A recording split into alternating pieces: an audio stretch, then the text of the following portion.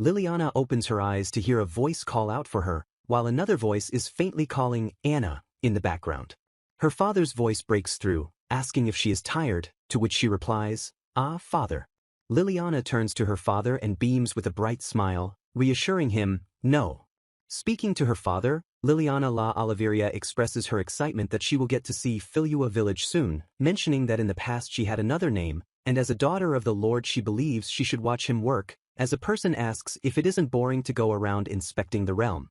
A sudden shift in the scene shows a memorial image of a girl and the text boxes reveal her name was Tachibana Yukari, who died in a traffic accident. Yukari recounts that she found herself reincarnated in another world as a baby, finding her time as an infant difficult since she couldn't speak, but that this year she turned 7 and learned she was the daughter of a noble, a count at that. On a horse with her father, Liliana, still holding the memories of Japan, decides she should use them, believing there was a reason she was born into this new world, though she still needs to get a grasp of this world first. She looks out at a rural landscape and declares to herself that this must be Filua village, contemplating that she hopes she can repay her parents for raising her. Liliana stands before a large, seemingly impressive home and thinks, "What a big house." The front door opens and a man, smiling brightly, welcomes the visitors, addressing them as Milord and Sir Alish. The father greets the man, calling him Village Chief Douglas, noting he has a cute escort with him today and saying it's been a while. Liliana's father laughs, saying his daughter just insisted on coming with him, and formally introduces her. "This is my daughter, Liliana," a sentiment with which Liliana enthusiastically concurs. Douglas, surprised that the young lady is the Lord's daughter, suggests that inspecting the village might be boring for her, and wonders if she would prefer to play with his own daughter instead. The thought of a child the same age as her excites Liliana, as Douglas explains his daughter is about the same age and excuses himself to go call her over. Douglas's daughter appears from the side, framed in a doorway, with a small sound effect. The girl is shown peering around the corner shyly. Liliana immediately becomes infatuated with the other girl's cuteness, comparing her to a small animal and wanting to take her home, as the girl looks slightly startled. Realizing her intense reaction, Liliana quickly internalizes that she must control herself. Liliana then takes the lead, asking the shy girl, "Could you tell me your name?" and politely introducing herself, "My name is Liliana." The shy girl, blushing slightly, nervously introduces herself back as Mina. Liliana internally praises Mina's cuteness and declares that meeting her is justice, as Mina looks up at her and asks, "Miss Liliana." Liliana, being direct, tells Mina there's no need to be formal and that she personally wishes to drop the formalities, while Mina seems a little unsure, mentioning Liliana is the Lord's daughter. Mina readily agrees to the proposal with a simple "okay," and Liliana happily confirms, "Okay, Mina." Mina excitedly exclaims to Liliana, "Let's go to my room," and Liliana agrees, making a small movement as they rush inside. Outside, Douglas thanks the Lord, saying that this arrangement really helps, revealing that Liliana doesn't have any friends her age, to which the Lord says Mina is overjoyed and that they are both helpless when it comes to their daughters, agreeing that Liliana is an angel. Inside, Mina is already amazed by something Liliana is showing her, exclaiming, "That's amazing, Liliana." Liliana proudly shows Mina something in her hand, saying she can even do this, while Mina asks her to teach her how, with Tokyo Tower visible on a card. Liliana quickly remembers her true purpose, thinking, "Why did I come here?" before immediately realizing she's strayed from her task and suggests to Mina that they go outside. Mina is thrilled by the suggestion, saying she's happy and that Filua village is wonderful, emphasizing it's green all around and the air is so clean. Mina explains that while there are a few hunters, most villagers live off the land and cultivate the fields, as Liliana observes there are certainly a lot of fields. Liliana notes that since there's a large forest nearby, there should also be plenty of leaf mold, which she believes should help cultivate the crops. Mina asks, "Leaf mold," as Liliana explains that it's the black dirt under fallen leaves, and that those leaves and other rotting things are good for the soil, and so are ashes. Mina is utterly impressed by Liliana's knowledge, exclaiming, "Wow, you're really smart, Liliana," causing Liliana to feel like she can't correct Mina's misplaced awe. The Lord thanks Douglas for everything they've done as they prepare to leave, while Douglas bids them farewell, asking them to please come by again. As Liliana rides away, Mina's eyes fill with tears, and she calls out, asking, "Liliana, will you come to play again?" Liliana turns back to Mina and immediately says, "Of course," with Mina asking if this means they are friends. Liliana confirms they are with a warm, cheerful, yep. As she rides away, Liliana reflects that Mina is the first friend close to her age in this world and she is so happy. Her father asks what she talked about with Mina, and Liliana playfully says, "It's a secret." Liliana's father and his aide look back confused, as Liliana silently thinks that she probably should have studied more. As they ride, the aide marvels at Liliana's appearance, noting her silky silver hair, her pale white skin, and her beautiful purple eyes like amethyst. Mina is seen thinking of Liliana, marveling that she is just so beautiful that she is moved. Mina runs back into her house and tells her parents that Liliana is really smart, and that she taught her that leaf mold is good for fields, prompting her mother to comment that Mina really likes Liliana. Mina's father, confused by the sudden discussion, asks, "Leaf mold?" Mina, with a confident smile, asks her parents if they didn't know about it, and begins to tell them that leaf mold is, while her father is shown sweating nervously, sitting down. The scene flashes forward to Mina's parents spreading something over their fields. Mina's father scoops up some of the rich, dark leaf mold in his hands. The two of them, Mina and her mother, look out happily over the cultivated fields. The narrator confirms that after spreading the leaf mold and ashes, just as Liliana had said, the harvest several months later was the biggest anyone had ever seen before. Later, Liliana has returned to Filua village and happily calls out, "Mina?" Mina runs to her with open arms, exclaiming that she missed Liliana, who responds that she missed her too and praises Mina's fields, saying they look amazing. Mina is delighted, explaining that it's thanks to the leaf mold Liliana told her about, which they are now spreading across all the fields, confirming Liliana's knowledge wasn't wrong. Liliana enters her mother's room and asks if she is all right, expressing concern. Her mother, recovering in bed, praises Liliana for being a good girl, telling her thank you for the hot milk she brought, while Liliana cheerfully reports she also cleaned the yard and windows, watered the flowers, and wants her mother to get better soon. Liliana's mother tells her that her 8th birthday will be coming up soon, but Liliana frantically interjects, asking what she is saying, stating the doctor ordered her to relax, and insists they can put off any celebrations. Liliana's mother proudly stands up, proclaiming her beloved daughter is growing up and demonstrating a strong sense of duty, which she insists is only natural. Liliana apologizes for her harsh tone, but firmly tells her mother, "I said no," commanding her to rest and expressing frustration that she cannot physically force her to obey. Liliana's mother weakly protests, telling Liliana she is too kind. Liliana resolves to take on all the chores her mother usually handles, telling her to leave everything to her.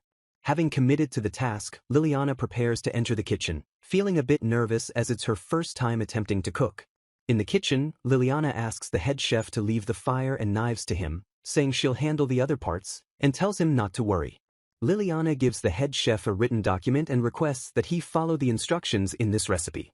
The head chef looks confused, asking, "Recipe?" as Liliana explains that the instructions tell him how to prepare the various ingredients. Liliana thinks to herself that writing the recipe was tough because they don't use the metric system here, while the head chef is amazed by the clear instructions. She recalls that writing the recipe involved checking the various units of measurement and having to use tools like a balance scale, finding the whole process extremely tiring since she's not good at experimenting. Soon after, the head chef presents Liliana with a perfectly formed ball of dough she had requested.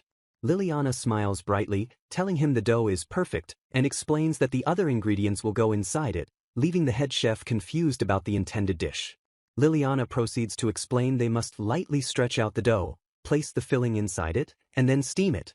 The head chef confirms he will prepare stir-fried vegetables as Liliana instructed, and Liliana realizes this world hasn't considered the possibility of steaming food, though she muses it's wasteful considering how similar the ingredients are to those on Earth.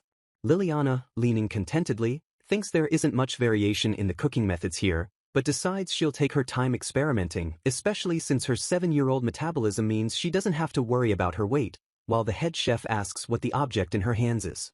Liliana holds up a woven basket, explaining to the head chef that it's a steam basket, which can be used to steam cook food. Liliana beams, revealing she simply asked her father to make the steam basket for her. The head chef laughs, conceding that the master just can't refuse his daughter. Liliana then seals the food tightly inside a pot with the steamer, declaring they just need to wait until it's finished. While waiting, the head chef suggests that he should try making some of the tasty sweets that Liliana is currently looking at in a recipe book. A bird lands on the counter near the head chef. The head chef is shown holding what appears to be a cookie cutter and smiling as Liliana celebrates with a jump, declaring, "Yay, cookies." Later, Liliana looks at an hourglass and announces that the food should be done now. She opens the lid with an exclamation of delight, noting that the food smells nice. Liliana asks the head chef to take the finished dish to her mother's room, and the head chef agrees to her wish. The head chef expresses his hope that the madam will feel better after eating some of Liliana's food, a sentiment Liliana eagerly echoes. Liliana winks at the head chef, revealing she even prepared some for him, and says she hopes to hear his opinion later. The head chef presents the dish to the mother with an "excuse me," and the mother happily confirms she can eat, as her husband smiles and says Liliana sure helped out around the house. Liliana explains that her mother and father came up with the idea for today's food, which are steamed buns, while the smaller ones are pork dumplings, and her mother smiles, saying the food looks really good and smells great. Her father is impressed, asking, "You thought this up, Liliana?" And both parents declare that the invention is great and just what they'd expect from their daughter. Liliana blushes, smiling shyly in response to their overwhelming praise. The family of 3 bow their heads, and the father says they should thank the forest for this harvest. Her parents begin eating the steamed buns. Liliana watches anxiously as her parents take a bite and asks her mother if she likes it. Her mother chews thoughtfully for a moment, making a small swallowing sound. Both parents erupt with joy, exclaiming it's delicious and splendid, with her father praising Liliana as a genius. Liliana's eyes sparkle as she registers their heartfelt compliment. Her mother and father continue to praise the meal, with her mother saying the dough on the outside is fluffy, and her father agreeing that the pork dumplings are juicy. Her father proclaims that this is a revolution in cooking, and her mother smiles, noting that the stir-fried vegetables are also good, and she looks more energetic. Liliana watches her smiling parents and realizes that seeing their joy brings her happiness, deciding that this is the happiness that cooking can bring. Liliana asks her mother and father if she can keep cooking from now on. She tells them she wants to try new methods of cooking and wants to cook new things that will make them happy. Her parents happily give their permission, but her father reminds her not to do anything dangerous and to be sure to listen to the head chef, and Liliana thanks them. Several days pass after this event. Liliana is celebrated with a burst of text that says, "Happy birthday, Liliana," as she realizes that today is her birthday. Her mother hugs her and smiles, telling Liliana she is now 8 years old. Liliana hugs her mother and whispers, "Mother," as her mother tells her to listen, and reveals that she has a present for her. Her mother reveals the present is a little brother or sister, asking Liliana what she thinks. Her father, Louis, expresses surprise and asks his wife, Alice, if she is sure about the news, to which she asks if he is not happy. Louis embraces Alice and Liliana, telling them he's just overjoyed. Liliana, hugging her parents, has a flash of realization. This was the reason her mother was feeling ill. The celebration continues as Mina suddenly arrives, calling out Liliana's name and wishing her a happy birthday, and Liliana thanks her for coming. Mina spots a small injury on Liliana's finger, asking if she hurt it, and Liliana explains she burned it when she was cooking, but Mina declares she will heal it for her. Mina closes her eyes, focusing intently, and begins to cast a spell, saying, "I implore thee, heal Liliana's wound." A burst of light and power emanates from Mina's finger, pointing directly at Liliana's injury. Liliana is left in wide-eyed shock, questioning what Mina just did. Liliana, amazed, exclaims that Mina's healing of her burn was incredible, exactly like magic, to which Mina timidly agrees it was. Mina looks at Liliana with a confused expression. Liliana stares back in disbelief, her mind trying to process the meaning of the word magic. Liliana imagines a witch casting a spell to summon a dragon, realizing magic means the type of spells that let you summon dragons or cast mysterious spells. Liliana, completely shocked, asks if flying around the sky is possible, and Mina confidently replies that it is, even believing some people can fly, making Liliana speechless. Mina confirms it all with a definitive "yep," musing that this world truly pulls out all the stops, and asks Liliana if she can also fly around the sky or heal wounds like Mina can. Mina is shocked when Liliana admits she does not know about magic. The next day, Liliana tentatively addresses her father. Liliana, looking distraught, tells her father she has learned she really doesn't know anything, finding it embarrassing that she didn't even know magic is completely normal, and her father asks what is wrong. Liliana explains her realization that because she was born a count's daughter, her current life is made possible by the common folk, and she should adhere to the principle of noblesse oblige, as nobles exist to protect the realm and the lives of the people there. She asserts that her ignorance of something so fundamental is inexcusable and is, in fact, a sin, prompting a slight look of surprise from her father. Her father laughs warmly, playfully lifting her in a hug and noting she seems to have grown heavier, and Liliana offers a quick apology but insists she is being serious. Her father smiles serenely and simply tells her, "Just leave it to me." A black shoe steps onto a cobblestone street. A dark-haired, serious young man, holding his hat, is seen walking in a busy street, looking surprised to find a coin lying on the ground. The young man observes the bustling marketplace, noting to himself that this is his first time in Count Oliveria's realm. The scene shifts to the exterior of the Count's impressive manor. Liliana is shocked to learn that she is getting a tutor. Liliana's mother smiles and says they have enough money for a tutor because the Count's realm is now flourishing due to Liliana's ideas, while the young man confirms his new role with a simple yes. The mother explains that the young man is her old teacher's pupil and was looking for work because he couldn't stay in the capital anymore, and he introduces himself as Sirius Leodor, stating he shall be Liliana's tutor starting today.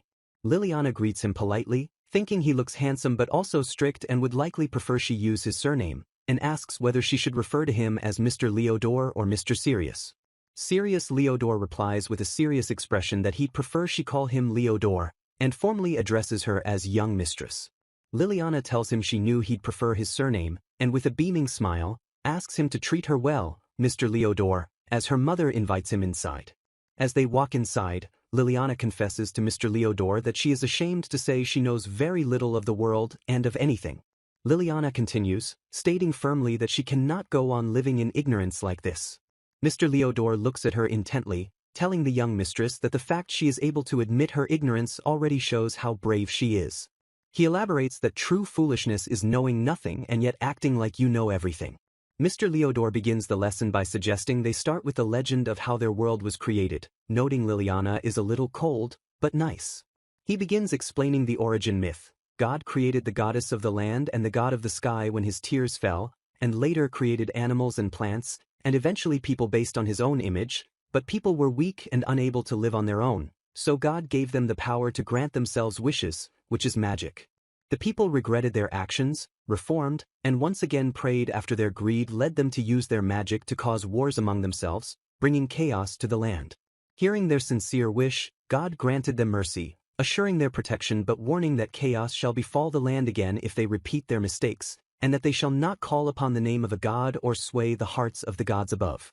Mr. Leodor reveals that the world is called Heroine, and that the creator is named Heroine, but that people may call upon only one name, as they must not speak the name of a god.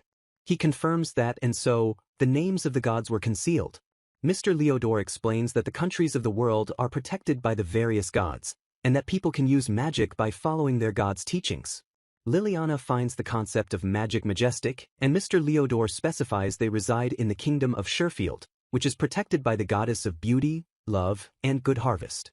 Liliana realizes the characteristic of the country is beauty everywhere, and Mr. Leodor adds that because of this, the kingdom is full of beautiful people and sees bountiful harvests, and even has roses blooming, before he tells her to look at something. Liliana excitedly exclaims, "A globe," as Mr. Leodor suggests they look at a map while they talk about the various countries and their relations. Liliana, with a look of suspicion, asks if the world is called something different here, since Mr. Leodor mentioned the world is also round. Mr. Leodor asks in surprise if she knows the world is round. Liliana is stunned by his reaction. Mr. Leodor laughs, realizing he made a mistake, as there is still no proof to support the idea of the world being round. Liliana is impressed, thinking that the mood completely changed and that this must be his true nature, but she asks him why he believes the world is round, noting he is dodging the question. Mr. Leodor explains that the first thing a ship at sea sees when approaching land are the peaks of tall mountains, as the foot of the mountain only appears when the ship comes closer.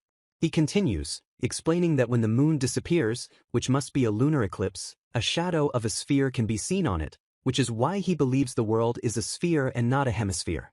Liliana repeats the unfamiliar term with a questioning tone, a lunar eclipse, and Mr. Leodor confirms her guess. Liliana then proudly presents her own illustration of the planetary arrangement, explaining that they orbit the sun, and a lunar eclipse happens when Cyrillin's shadow lines up and covers the moon, making it disappear. Mr. Leodor looks at her intensely and asks if she believes in heliocentrism, which he reveals is the reason he was forced to leave the capital. He looks out the window, explaining that the prevailing belief is that everything revolves around Heroine, and to oppose that belief is to overturn the basis of everything. Liliana realizes that Mr. Leodore is a pioneer because he is seen as rebelling against God. Liliana explains to Mr. Leodore that people can accept something a few steps ahead, but things beyond that are too difficult for them to understand and accept. Mr. Leodore stares at the young mistress with a wide-eyed expression. He notes that most pioneers are initially not accepted by people and are laughed at. Liliana smiles at him, saying that pioneers who oppose the way of the world discover a new way for the world, assuring him that the people in the capital who don't understand his value will look foolish as the age advances and new technologies are discovered, and asserts that Mr. Leodore is not someone to laugh at. Mr. Leodore, overwhelmed by emotion, bursts into laughter. He composes himself, telling the young mistress that what she said was embarrassing but thoughtful. He then looks away, thinking to himself that this must be the first time he's laughed so hard. Liliana addresses him by his full name, Mr. Leodore, and he replies with his given name, Sirius. Sirius Leodore smiles warmly, telling Liliana that since they'll be together for a long time, she should just call him Sirius, and Liliana happily agrees, asking him to treat her well, Mr. Sirius. They shake hands to seal the agreement, both expressing thanks and saying, likewise. Sirius smiles to himself, having a sense of hope. Liliana's father then appears, telling Sirius that his daughter is rather special. The father explains that Sirius might think he is just saying it as her father, but that's not it, assuring Sirius that he'll understand when he meets her because she truly is special. The father recounts that he didn't intend to teach her much, believing ignorance to be bliss, because he wished for her to enjoy a plain and simple life, but she ended up realizing her own ignorance. Sirius smiles to himself as he watches Liliana studying, thinking she is surprisingly wise, and notes that she has said many surprising things since then, and her father confirms he wants Sirius to keep his daughter from feeling lonely. Sirius thinks about Liliana's comment that she is a heretic, and realizes that being a child's tutor would just be an annoying babysitting job for someone else. Sirius concludes that the world views him as a heretic, and Liliana is likely the same. He wonders what sort of future she will show and bring to them. Sirius then gently clears his throat, remembering that he is Liliana's tutor, and tells her to focus on the lesson, noting that the great future she thinks of doesn't arrive yet. Sirius Leodore explains that magic is the power of miracles, which is a portion of the Creator's power that has been granted to humans, and the key to using it is to strongly wish for or desire something. Liliana finds the concept rather straightforward, and Sirius clarifies that whether or not the wish is granted, however, depends on how much mana a person possesses. Liliana deduces that since her family are nobles, despite being poor, she should possess quite a bit of mana, to which Sirius asks when her seals were removed, noting that unlike the general masses, nobles usually have a great quantity of mana. Liliana asks what seals are, and Sirius explains that they are generally tools like bracelets or chokers that serve to keep mana in control, adding that she is constantly emitting magical power. Her mother, Alice, recalls that Liliana used to wear a lot of accessories, but when Liliana turned 7, she suddenly stopped, suggesting Liliana shouldn't need those accessories anymore. Liliana realizes the accessories were mana seals and asks her mother if she was just one wrong move away from losing control of her mana, prompting Sirius to conclude that her mother must have had something in mind, and suggests it is probably best that Liliana learns to control her magic soon. Liliana asks Sirius if there's spirits in Heroine, noting she's heard rumors about them, and Sirius confirms that they exist. Liliana is thrilled that they exist, and Sirius explains that in order to see them, a person needs to receive their blessing. Liliana, disappointed that she doesn't have a blessing, asks what a blessing is, and Sirius simplifies the concept, stating it just means the spirits have chosen you. Sirius smiles and suggests they go outside to practice magic, and adds that maybe Liliana will even detect a spirit. They arrive at the pond in the backyard, and Sirius instructs Liliana to try and make ripples in the water. Liliana stares at the water, looking bewildered and confused. Liliana, feeling crestfallen, admits she thought they'd be practicing levitating the water or flying around like she imagined, and Sirius looks away, knowing she is disappointed. Sirius tries to reassure Liliana not to be disappointed, warning her that magic won't necessarily be as easy as she thinks, especially since this is her first time using it, and explains that if something goes wrong, the out-of-control mana can cause immense damage, emphasizing that magic can be frightening at times. He looks at her with a serious expression, explaining that she is always at risk. Liliana looks up at Mr. Sirius, telling him not to forget what he just said. Liliana apologizes to Mr. Sirius, realizing he was being thoughtful by picking a place and task that posed the least risk if she failed, and agrees that everything is fine. She assures him enthusiastically that she will make some pretty ripples, as Sirius looks on, extremely worried by her determination. Sirius carefully instructs her that when using magic, she should think of her limit as 100, and then calculate how much mana she will use out of that total. Liliana, looking startled, asks what will happen if she uses it all up, and Sirius deadpans that she'll die. Liliana is briefly relieved to hear that the worst-case scenario is only dying, as Sirius quickly adds that it's also possible to fall into a coma for several years. Liliana, looking utterly terrified, begs him to please stop scaring her, while Sirius gently comforts her, explaining that this is precisely why she needs to know her mana limits when she uses magic. Liliana, hands extended toward the water for the first time, decides she will only use a small ripple. She thinks that using 10 should be enough mana if the maximum is 100. Liliana closes her eyes, focusing her will on the chant, "Create ripples on the water's surface." Sirius watches intently, a trail of light moving across his face. Liliana opens her eyes to find that nothing happened, and she wonders if using magic is impossible for her. Sirius, looking defeated, suggests they just leave the practice session for today, to which Liliana quietly agrees. Liliana walks off with a long face, her disappointment apparent. Sirius watches her go, still processing what just happened. A female voice speaks from a decorative border, commenting that what happened was quite a shock. The speaker is revealed to be Ms. Tia, a beautiful spirit who introduces herself as a higher spirit of the 4 elements. Ms. Tia explains that the various elements in the world, whose foundation is the 4 elements, earth, water, fire, and wind, house spirits, and all elemental spirits are governed by the Spirit King. She continues that the Spirit King acknowledged her ability to manipulate water, granting her the title, Lady of the Water, and a high rank. Ms. Tia explains that unlike humans, spirits don't need to work, and thus usually have nothing to do, simply having a lot of time on their hands. She reveals that in order to pass the time, spirits bless humans. She reveals that Sirius Leodor is the young human she blessed. Ms. Tia explains that humans blessed by a spirit can borrow the spirit's power and amplify their mana, and can even communicate without using words, and comments that Sirius became more interesting as he grew up.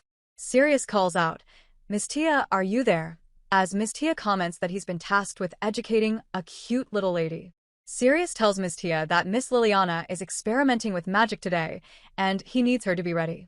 Ms. Tia calls Sirius a worrywart, while Liliana is seen enthusiastically declaring she can do it, thinking to herself how cute she looks. Ms. Tia, watching Liliana's failed attempt, is suddenly startled. Liliana repeats her magic chant, attempting to create ripples on the water surface, as Ms. Tia gasps that the air is shaking, and wonders if it is that girl. Ms. Tia, looking terrified, exclaims that the girl's mana is high, and that's bad, prompting Sirius to tell Ms. Tia to leave it to him. Ms. Tia asserts that the mana has entangled Liliana and that she will have to untangle it. Liliana, overwhelmed, has her eyes closed as a powerful stream of energy blasts away from her hand. Sirius asks Ms. Tia if she's okay, but Ms. Tia is barely remaining conscious, expressing astonishment at the dreadful mana which not only tangled Liliana but also repelled her. Ms. Tia, regaining her resolve, summons her water spirits, reminding them that she is Ms. Tia, the Lady of the Water, and demands they do as she says, asking who they think she is. Ms. Tia focuses her power and attempts to separate the mana from Liliana by forcefully manipulating the water around her. Sirius, watching, asks if the girl's magic has calmed down, and Ms. Tia manages to gently separate the mana that was enclosed around Liliana. Sirius concludes that nothing happened to Liliana, tells Ms. Tia she did well, and decides it's best to once again leave the magic lesson for the day. Ms. Tia, still looking weak but smiling, tells Sirius that of course she's okay, but it looks like he'll be dealing with quite the ordeals from now on. The next day, Sirius tells Liliana that she'll be making ripples again, and asks her to forget about the mana limit he told her about yesterday. Liliana is confused by the sudden change in instruction and is still feeling uneasy, saying she doesn't feel confident, while Sirius tells her not to worry. Liliana is unsure, expressing concern about forgetting the mana limit entirely since she couldn't do anything with the initial 10 units of mana. Sirius is frustrated by her hesitation and tells her to be quiet, explaining that the problem yesterday was that she was too focused on her mana. Sirius thinks that Liliana possesses an incredible amount of mana and that she could use magic purely with the mana she naturally emits. Liliana begins the chant again, and Sirius is relieved to see her start, realizing she hadn't forgotten the underlying goal. Liliana closes her eyes, concentrating intensely, with faint spots of light appearing around her. The concentration intensifies, creating a powerful burst of light around Liliana. As Liliana concentrates, Ms. Tia notices the mana is rising, while Sirius watches intently, concerned for Miss Liliana. Liliana recites her short chant, "Please create ripples on the water's surface." Liliana shouts in triumph, telling Mr. Sirius she succeeded. Sirius congratulates Miss Liliana, and she thinks to herself that it really is possible to use magic without thinking about the mana. Sirius congratulates Liliana again, confirming that it's possible to use magic without thinking about the mana, to Liliana's utter surprise. Liliana asks what this means for her, and Sirius explains that most people have to think of their mana as a number to use magic, but Liliana is an exception. Sirius smiles mysteriously, telling Liliana that she is still not used to the mana inside her, which is why he initially told her her mana was unusually weak. Liliana, startled, repeats the word weak, as Sirius continues that her body seems weak because it isn't used to the mana it contains. Liliana looks overwhelmed, sinking to the ground, and wonders if her body is really that weak. Liliana happily calls out to Sirius, asking if the ripples she made aren't pretty. Sirius smiles gently, agreeing with the accompanying inner thought that the ripples are reflecting her heart, and that his thought process might not be incorrect. Ms. Tia observes Liliana trying to strengthen her body by charming her arm, whispering "grow muscles," and asks Sirius why he lied about her mana being weak, stating that in reality, Liliana's mana is just too powerful, which is why she's unused to it. Sirius looks down without answering Mishta's question, contemplating his actions. Sirius replies that he lied in order to protect her, as Liliana, distracted by a bug, exclaims that it's a ladybug. Ms. Tia teases Sirius, noting that the boy who never cared for others sure has grown up. Sirius fires back, calling Spirit strange because they chose to bless someone like him rather than someone like Miss Liliana. Liliana, interrupting the quiet moment, asks Mr. Sirius if the broom she flies with should be handmade after all, and Ms. Tia thinks to herself that maybe Sirius will understand the reason for her blessing one day. When news spread that the Queen of Sherfield was pregnant, everyone in town celebrated, and the good news kept coming, as Count Oliveria's territory was even more excited that Lady Alice is also pregnant, and the people congratulated the milord. Liliana tenderly speaks to her pregnant mother's belly, telling her future sibling, "I'm your big sister." Liliana's mother smiles, telling her she sure loves doing that, and urges the baby to grow up healthy and strong, as Liliana explains her actions are part of something called prenatal care. Liliana explains that prenatal care includes talking to the baby like this and that it is meant to help the baby. Liliana's sister, Mina, tells the baby, "I'm your mommy," and Liliana thinks this is a great idea and she should talk more to the baby. Mina then tells the baby, "Be sure to grow up strong and healthy," with a sweet, closed-eye smile. Liliana rests her face in her hands, looking thoughtful and content. Liliana thinks about other prenatal care methods, agreeing that listening to music and reading a picture book should also be good, and decides she better do that as well. Liliana smiles playfully and cautions her mother and Mina that arguing is really bad, since the baby hears that as well. Mina, outside with Liliana's mother, observes that young Miss Liliana certainly knows some interesting things. Liliana's mother tells Mina the woman who is a doctor, Ms. Leone, is currently staying at their house to care for her but also visits other patients, and wonders if the baby really does hear things, despite her belief that the doctor doesn't quite believe in prenatal care. Liliana's mother asks Ms. Leone how her baby is doing, and the doctor replies that everything is quite well, but she has some extra news for them. Ms. Leone announces with a smile that there are 2 children inside her, offering her congratulations. Both Liliana's mother and Liliana look completely shocked by the news of twins. Liliana's mother begins to panic, asking what, while Ms. Leone tells her to calm down, explaining that having twins is a good thing, though she concedes there is a big risk. Liliana's father watches his wife and daughter with a concerned look. Liliana, overwhelmed by the news, thinks that childbirth is tough enough, and the risk increases greatly with twins, especially since medical technology is generally not advanced in this world, though magic allows them to replicate something like an ultrasound. Liliana resolves that she should support her mother using the knowledge from her previous life. Liliana smiles confidently, determined to ensure a healthy pair of twins are born. Liliana goes to Ms. Leone, calling her name. Liliana, with an energetic smile, announces that she'd like to talk about the preparations for when her mother gives birth, and Ms. Leone asks what she needs. Liliana attempts to describe Lama's breathing techniques used during labor, calling it the famous in and out method, leaving Ms. Leone confused and wondering what this technique is. Ms. Leone asks Liliana what the point of the technique is, looking very serious. Liliana explains that by adopting breathing and relaxation techniques while pregnant, they can reduce the tension and fear during childbirth to make it more natural, adding she thinks that's what a video showed in her past life.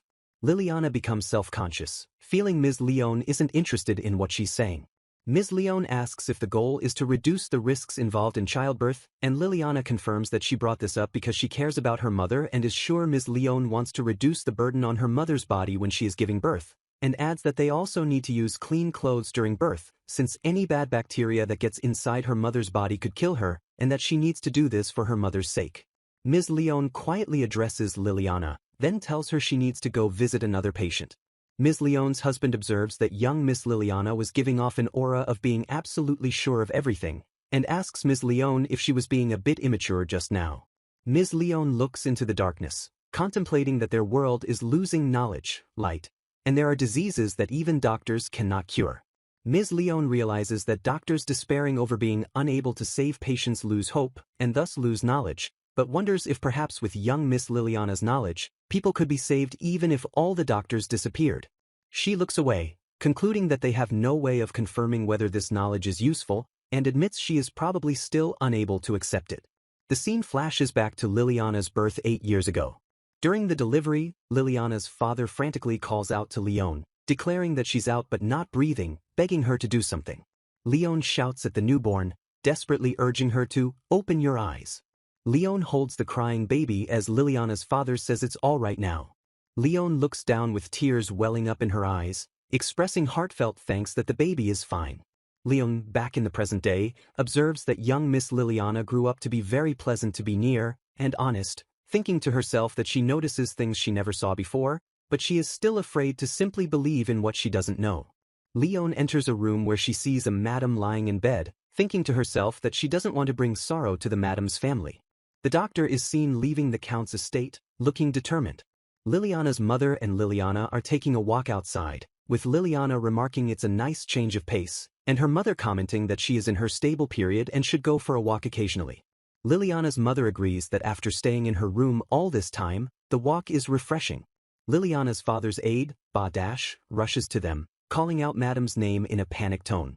He frantically asks what they were doing, informing them that he can understand Liliana wanting to play, and Liliana's mother calmly states that she just went for a walk in the garden with Liliana. The aide shouts that pregnant women need absolute bed rest, and he asks how they could take the madam outside. Liliana closes her eyes, realizing she was once again reminded of the difference in medical knowledge between their worlds, acknowledging the urgency of his warning that it will be too late when something happens. Liliana defends her actions, telling the aide she knows that both completely not moving at all and engaging in strenuous activities are bad for pregnant women, and reminds him she did this for her mother's sake. Liliana's mother, Alice, looks intently at Liliana and asks where she learned all of this. Liliana stammers, saying she heard it from someone, and that she simply can't tell them who it was. Liliana's mother says she understands, but insists that Liliana must still go outside, even though the person who told her isn't here now. Alice firmly tells Liliana's father's aide to stop arguing, that his worry is enough, and she is thankful for his concern, but the aide presses her, asking if that vague information justifies the risk to her and the twins inside her. Alice firmly commands both of them to calm down, saying she doesn't want them to fight. Alice gently reminds Liliana that she herself said arguing is bad for the baby, and Liliana quietly agrees. Liliana apologizes to her mother, feeling she might have said something inconsiderate if her mother hadn't stopped them. Liliana apologizes to Ms. Leone for her previous behavior and asks her to understand that while their methods might be different, their desire is the same. Liliana clarifies that both she and Ms. Leone want what is best for her mother and the twins, regardless of their different approaches. Liliana's mother Alice, tells Ms. Leone that she should apologize too, acknowledging that Liliana was simply thinking about her family, and suggests she'd like to try out as many of Liliana's ideas as she can. Ms. Leone realizes that Liliana's knowledge might just be the light knowledge they lost, and says, "Understood."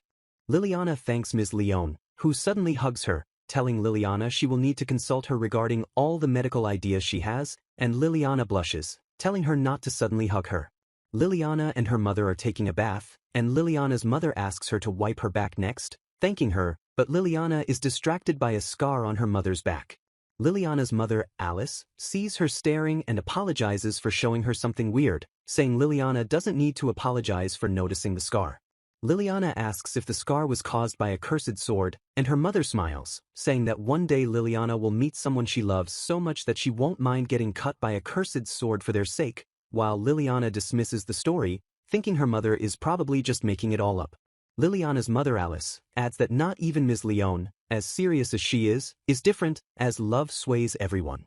Liliana's mother explains that when a woman loses her partner, she is expected to cut her hair short as proof, and when her hair regrows to that same length, she can begin a new life, and Liliana asks if Ms. Leone's short hair is proof of that.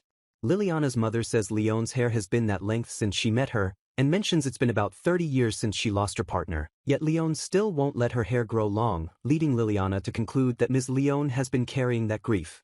Liliana, back in the room, tells Ms. Leone she's like a dandelion, as Ms. Leone looks confused, while Liliana's mother thinks that while Ms. Leone is rather strict, she sometimes shows a warm smile, all while the adults worry about the weight of the lives of the babies yet to be born. Liliana compares Ms. Leone to a fluffy dandelion, symbolizing the strength to not abandon life and tie together as many lives as possible. Ms. Leone, now smiling genuinely, says, "Thank you," and tells Liliana she is the second person to ever say that to her, confirming Liliana's mother's observation. Liliana, happy to have helped the strict doctor, says that to her, that is the greatest compliment she can receive. Liliana, now with her mother, resolves that they need to bring the lost knowledge, light, to the future to ensure no more knowledge is lost again, but first they need to fold the laundry. Liliana is determined to ensure that every possible life, referring to her twin siblings, can be safely born into this world. Loud cries of echo from the Count's manor late at night. Liliana's father, Louis, holds his wife, Alice, thanking her and saying their family is new, happy to see her smiling face. Alice smiles at the crying baby, telling Leone to look, as Leone, holding one of the newborns, congratulates the madam. The text reveals that the newborns, their new little angels, are a boy and a girl. Liliana stares at the babies in awe, noting that their eyes are so pretty. Liliana and her mother look on as Louis holds both infants, remarking that their eyes are different colors, and that she finds it beautiful even though it's the first time she's seen it. Alice, smiling, asks if the parents have decided on the babies' names, and Liliana confirms that they have. The twins are officially named. The boy is Radius and the girl is Letitia. Radius has silver hair, an amber right eye, and an amethyst left eye, while Letitia has golden hair, an amethyst right eye, and an amber left eye. Liliana observes the twins and comments that they are so cute and truly take after mom and dad, noting the combination of the mother's golden hair and amethyst eyes and the father's silver hair and amber eyes. Liliana gently touches the baby's hands and introduces herself, saying, "I'm Liliana, your big sister," welcoming Radius and Letitia. Some days later, a party was thrown for Roddy and Letty, and Mina's family and other villagers came to celebrate. The party continues until dark, and a moment later, Liliana stretches, enjoying the feeling of the night breeze. Liliana spots Ms. Leone and points out that the moonlight is rather bright. Ms. Leone congratulates Liliana on getting younger siblings, stating that she didn't do anything important, having simply put what Liliana told her into practice, and thanks Liliana for her help. Liliana insists that Ms. Leone is wrong, and that it's entirely because Ms. Leone improved everything. Ms. Leone simply smiles and replies, "Thank you." Ms. Leone admits that she learned quite a lot from young Miss Liliana, outside the manor. Ms. Leone tells Liliana that she's thinking of trying out the things Liliana taught her and then spreading that knowledge, recalling Liliana's suggestion of a massage and her teaching her how to make a tea. Liliana, standing with Ms. Leone outside at night, is told that Ms. Leone knows Liliana probably saw her as a stubborn and inflexible old lady. Ms. Leone says that when she was still young, she would attempt many things without any fear of failure. Ms. Leone sadly confesses that that all ended when she made the biggest mistake of her life, which cost her the most important person to her. Liliana recalls that it's been about 30 years since Ms. Leone lost her partner. Ms. Leone explains that ever since then, she's been afraid of failure, and that the suggestions Liliana made about Lama's breathing were simply practices from Earth. Liliana is shocked by the implication of Ms. Leone's confession and realizes with a sinking feeling that Ms. Leone was correct in opposing her, and that this is a different world from Earth where Liliana might have made a mistake. Liliana realizes it's scary to think about how close she came to making a mistake, and that everyone around her is too nice. Ms. Leone observes Liliana, acknowledging there was a chance her actions were wrong, and Liliana confesses she is grateful that Ms. Leone was there to stop her from trying to do everything on her own. Liliana, smiling, adds that it's also thanks to Ms. Leone that she is still here right now. Ms. Leone looks down at Liliana's hand and remarks that Liliana truly does possess the hands of God. Ms. Leone says they should demonstrate Liliana's light, knowledge, and spread it, so they can save even just one more life. Ms. Leone says she'll be counting on Liliana, who enthusiastically agrees, replying, "Of course." Liliana and Ms. Leone shake hands, both feeling like they've finally managed to understand each other. They smile warmly at each other, both expressing how glad they are. Liliana looks shyly down at her feet, blushing slightly. The twins begin to cry again, distracting Ms. Leone, who looks frustrated, but Liliana, looking satisfied, says, "Hee, just a little longer." Ms. Leone looks at Liliana, telling young Miss Liliana she looks rather strange, and asks what the voice Liliana just let out was, while Liliana, holding a basket with a root in it, asks, "More importantly, what is that?" making sure to ask about the item in Ms. Leone's hands, which is a plant. Liliana, holding a basket of dandelion roots, says she's making something right now, and asks if Ms. Leone would like to join, who in turn asks if Liliana is using the thing in the basket to make it. Ms. Leone agrees to join her, but complains that Liliana's head is too big from pride as Liliana laughs happily. Ms. Leone wonders if the thing Liliana is using is a root of some sort, to which Liliana replies, "It's a dandelion." Liliana explains that because Ms. Leone compared her to a dandelion, it made her think of something, reminding Ms. Leone of the earlier comment. Ms. Leone blushes and says, "It's nothing," asking Liliana what she's using the dandelion for. Liliana explains that the dandelion root was washed and then dried under the sun for a few days. Liliana instructs Ms. Leone to cut it into tiny pieces and then boil it over a low fire, revealing the cooking has begun. Liliana explains that since the ingredients for the original drink she knows only exist in warmer countries, she substituted dandelion roots, noting the drink itself doesn't exist yet in this world, as Ms. Leone comments that it smells nice. Liliana instructs Ms. Leone to then just wait a bit for it to settle, and then just use a teacup and fill it with water that's close to boiling. Liliana proudly presents the finished product, declaring, "This is dandelion coffee." Ms. Leone, taking a sip, is surprised that it's a drink because it smells very sweet, and Liliana urges her to try it. Ms. Leone immediately starts coughing, shocking Liliana. Liliana, concerned, tells Ms. Leone to drink it more slowly, and Ms. Leone replies that she is all right. Ms. Leone then praises the drink, saying it's delicious because it's bitter at first but has a bit of sweetness in it, and adds that it doesn't leave much of an aftertaste, leading Liliana to declare, "It's a success." Ms. Leone is informed that since the drink is made from dandelions, it's diuretic, and it can also help with swelling, sensitivity to cold, indigestion, and loss of appetite, and also helps improve the mother's milk production. Ms. Leone laughs, saying she had a feeling the new concoction was for the mistress, and Liliana agrees, noting that it does seem like it's pretty tough after childbirth. Ms. Leone holds the cup and says she is sure the mistress will love a drink made with this much love. Liliana, with sparkling eyes, guarantees it will be a hit, but Ms. Leone comments that Liliana's guarantee sounds a little scary. Liliana is momentarily startled by Ms. Leone's coughing, wondering if the noise came from Ms. Leone's mouth. Liliana and Ms. Leone share a genuine moment of laughter. Ms. Leone drinks the dandelion coffee, noting to herself that Ms. Leone's positive response just proves that the drink is milder than normal coffee. Liliana, looking excited and determined, realizes this could turn out to be groundbreaking because the people of Sherfield don't know about coffee, proclaiming it a revolution. Liliana, holding a triumphant fist, declares that she should improve it and spread it around the world. Liliana's head quickly drops in embarrassment as Ms. Leone looks on with a knowing smile.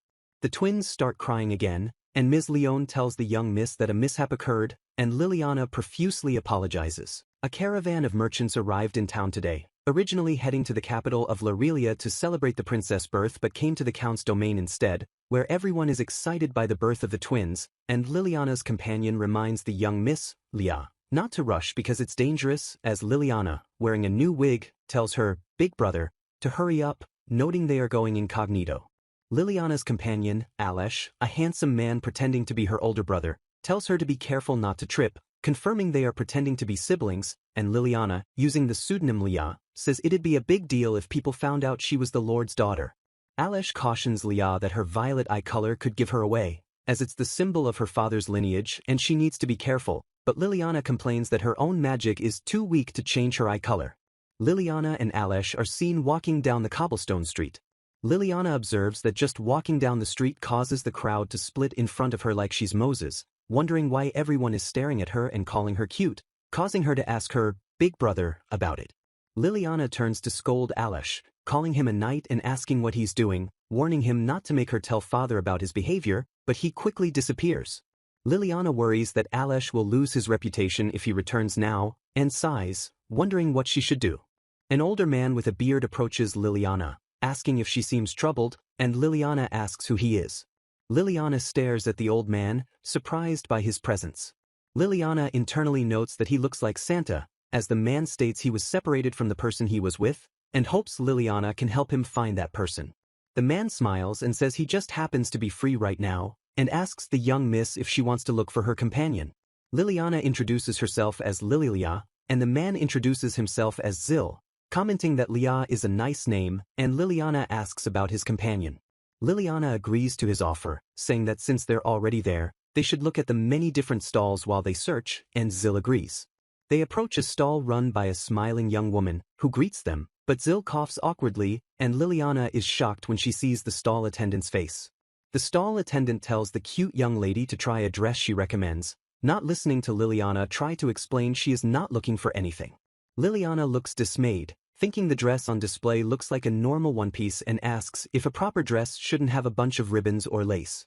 The stall attendant asks if Liliana would like to draw what she imagines a dress should look like, noting that ribbons are only for tying hair, suggesting lace might not work either, making Liliana realize they simply don't use ribbons and lace here, but agrees to draw the dress. The attendant is amazed by Liliana's complex drawing of what she calls a princess dress, but explains that they can't actually make something that complicated. Liliana explains the core concepts of gathering and darts, noting that gathering is done by pulling a string in a seam until the fabric creases, and darts are sections of fabric of similar length sewn together.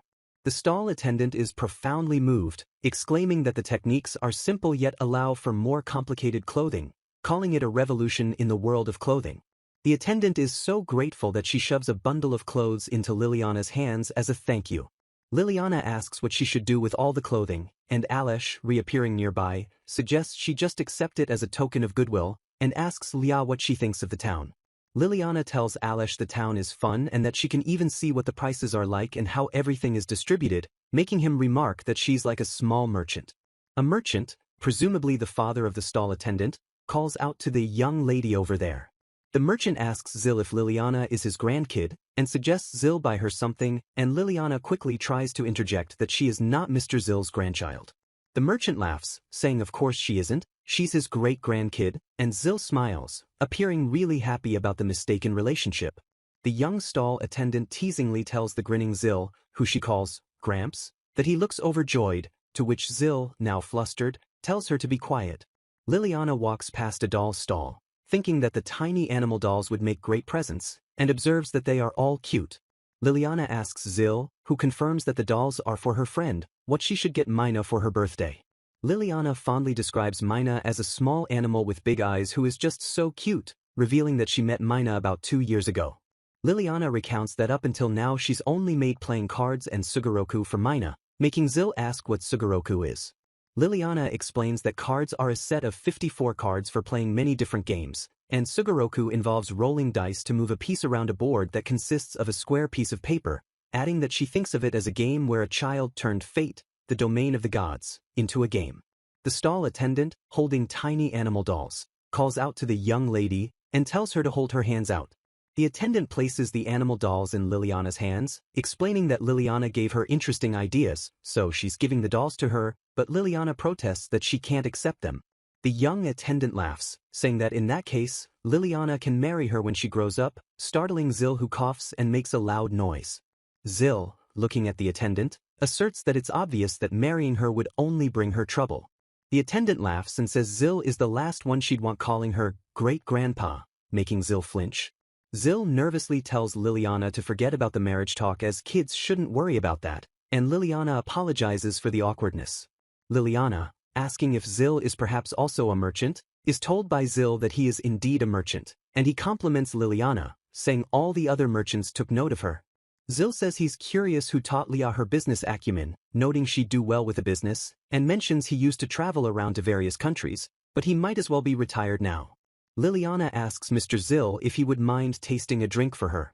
Zil agrees and comments that the black liquid smells nice, asking what it is. Liliana smiles and assures him that it's not dangerous, and asks him to please try it. Zil looks apprehensive, but accepts the cup, internally resolving he has to drink it for Lia's sake. Liliana is surprised to see Zil chugging it down. Zil pauses mid-sip and Liliana asks if he likes it. Zil's eyes light up and he exclaims, "It's delicious," making Liliana cheer. Zil, on his second cup of the drink he knows is coffee, asks where Liliana got it, admitting he's neither seen nor heard of it before. Liliana winks and says that's a secret, which involves her constantly gathering dandelion roots. Liliana internally notes that being able to sell this coffee without having to invest anything is too good a chance to pass up. Zil confirms his interest in the coffee and that he would like to know the formula, but Liliana tells him he'd naturally need to keep the formula for it a secret. Liliana tells Zil that sharing the formula will depend on the conditions. Liliana, smiling, reveals her true identity, saying, "I'm Liliana Oliveria, the Lord's daughter," and asks him to come to the Lord's mansion tomorrow if he's still interested. Liliana apologizes for tricking him about her identity, and states she should reintroduce herself. Zil also apologizes for concealing the fact that he's a merchant, and reintroduces himself as Zil Lishri, a young madam. Zil Lishri agrees to pay a visit to the Lord's mansion tomorrow, and Liliana asks him to please keep calling her Lia as he did until now. Zil Lishri is surprised and asks if Liliana has some plans for this coffee of hers, and Liliana smiles, saying she thanks him and that this trip will turn out to be a good thing. Liliana reveals her plan. She wants to make this coffee a specialty of their domain, and the proceeds from it will go towards a school that anyone can attend to learn things. Liliana explains that although normal children can go to church to learn to read, many don't go to help their families, but just being able to read gives them access to more jobs, which pay better, and that the surplus of funds from the coffee means their children won't be forced to work. Zil Lishri is impressed, calling it a grand plan that truly allows the poor to become more wealthy, thinking that the production of coffee will create new jobs, allowing more children to attend school instead of working. Liliana, still using the pseudonym Lia, explains that she wants to gather funds for the school by selling coffee and believes the school will allow people to meet irreplaceable friends and seek out their dreams, noting it'll be a while before she can achieve that. Zil Lishri offers to assist her in that plan. Liliana is shocked and asks if he's really serious about helping Mr. Zil. Liliana thanks Zil, who tells her that it's been a long time since he heard something so touching. Zil looks thoughtful, revealing that he too once had a dream and perhaps he's feeling regret. Zil thinks about how he turned his back on his dream at some point and feels he should have kept facing forward, just like the young mistress. Liliana asks her father about a patent. Liliana, sitting with her father, confirms that to make coffee their domain specialty, they first need to protect the formula for it, and her father, Louis, clarifies if she means a patent letter, to which she confirms that's what they're called here. Louis realizes that with a patent letter, an inventor could keep on operating a monopoly. Liliana is overjoyed and hugs her father, thanking him, and Louis agrees to make the arrangements for the patent letter. Liliana internally expresses hope that this is the first step towards her dream and that it goes well. Liliana's mother, Alice, looks down at her daughter, addressing her softly as Liliana. Alice smiles, observing that Liliana looks like she fell asleep, and wishes her a good night. Louis carries the sleeping Liliana away as Alice wonders if she's asleep and notes that she did go through a lot today. Louis thanks Alesh for his work today, explaining that Alesh followed instructions and disappeared so Liliana could meet the leader of the caravan, but laments that the young miss now thinks he has no sense of direction. Alice laughs, asking Louis if he thinks Zil Lishri realized Liliana was the Lord's daughter, noting that Louis's eyes are an obvious sign of his lineage. Louis agrees that the family's distinctive eye color was a sign that only brought him hardships when he was young, but now it brings him joy. Louis calls out to Alesh, thanking him again. Liliana, while sleeping, smiles contentedly and murmurs, "Father." Zil Lishri, the the son of a shoemaker who grew up to become one of the biggest merchants in the kingdom, muses on his past self who aimed to marry a beautiful wife and have several children. Zil had 5 sons and 1 daughter, and his cute first daughter, Maria, had bright red hair. Maria was exceptionally good at finding lost items. The page is blank, indicating a passage of time. Zil recalls that when Maria was only 12, she was sent away to work as a maid. Maria's parents were unable to object, reasoning that as commoners, Maria would be learning how to behave by example. Zil knew sending her away was a direct order they could not disobey from the nobles. A carriage rushes over the cobblestone road. The carriage is shown moving through the town. The panel is a wide shot of stars in the night sky. Zil sadly recalls that he tearfully parted with his daughter, as her workplace eventually changed, and though he did not see her again, she did send letters, lamenting that he even tried thinking of how everything would get better if she just married. A graphic divider notes that 4 years later Maria would suddenly reappear. Zil is shocked when Maria, now 16 years old, suddenly appeared before him. Maria told her father she wished to cut all ties between them. Zil, looking distressed, asks what she is talking about, but Maria states she has no intention of ever returning. Maria looks up at her father and declares that she will abandon her family name. Zil, overcome with emotion, shouts, "You're disinherited," telling her he doesn't want to see her again and to get out. Zil sits defeated at his table in the library, holding his head in his hands. 9 years later, Zil overhears something in a town square. Zil hears rumors that a certain noble had an illegitimate child, and the mother was a maid. Zil recognizes the chilling possibility that the noble's house was the last job Maria had, murmuring, "A maid." The gossip confirms that the noble already had a marriage lined up, so the child was hidden away. The gossip continues, confirming that the noble child has amethyst eyes, which only appear in that noble family, and reveals the child was brought back a few days ago, making Zil wonder where the mother could have gone, thinking the act of hiding a child from that family is a scary thought. Zil realizes the mother must be Maria, wishing he hadn't let her go back then, calling himself powerless. Some time later, Zil went searching for Maria, and eventually discovered that she changed her name to Maria Charista. Zil confirms that Maria Charista now worked at a restaurant. Zil approaches the outside of the restaurant. Zil looks through the window, spotting his daughter. Zil calls out, "Maria," as he spots her working in the back. Zil hesitates, unable to reach out to her. Zil, standing outside the door, wonders if the great merchant Zil Lisheri can't bring himself to open this door, stating he had always wished to see Maria and his grandchild one day. Zil admits that this was his only regret. The scene returns to the present day in the Count's mansion. Louis confirms to Zil Lisheri that the negotiations are over now. Louis thanks Zil Lisheri for going out of his way to come to the mansion today. Zil Lisheri smiles slightly, with a glittering dust effect behind him. Zil Lisheri states that he rather enjoyed his time here and that he looks forward to dealing with the Count in the future, with Louis replying, "Likewise." Louis explains that he will request the king to grant them a patent for the coffee, acknowledging that people in the capital are trying to copy it, and that is why they met today, to which Zil Lisheri comments that young Miss Liliana is surprisingly knowledgeable and he expects the coffee to become very popular. Zil Lisheri then asks if Louis knows how this coffee was made, and Louis answers, "No, I don't." Louis explains that the popularity itself is the reason people are trying to copy it in varying ways, including using ingredients that hurt people, confirming that with a patent, they'll be able to eliminate the inferior products and maintain quality. Zil Lisheri smiles and comments that Louis is just like his daughter, the Count, because they both think of others before yourselves. Louis muses that they say children take after their parents, so his soft-heartedness must come from his mother, though he wonders who his own mother took after. Louis says that since Liliana has taken to calling Zil Lisheri great-grandfather, perhaps he should call him grandfather. Zil Lisheri chuckles, saying that is quite an honor.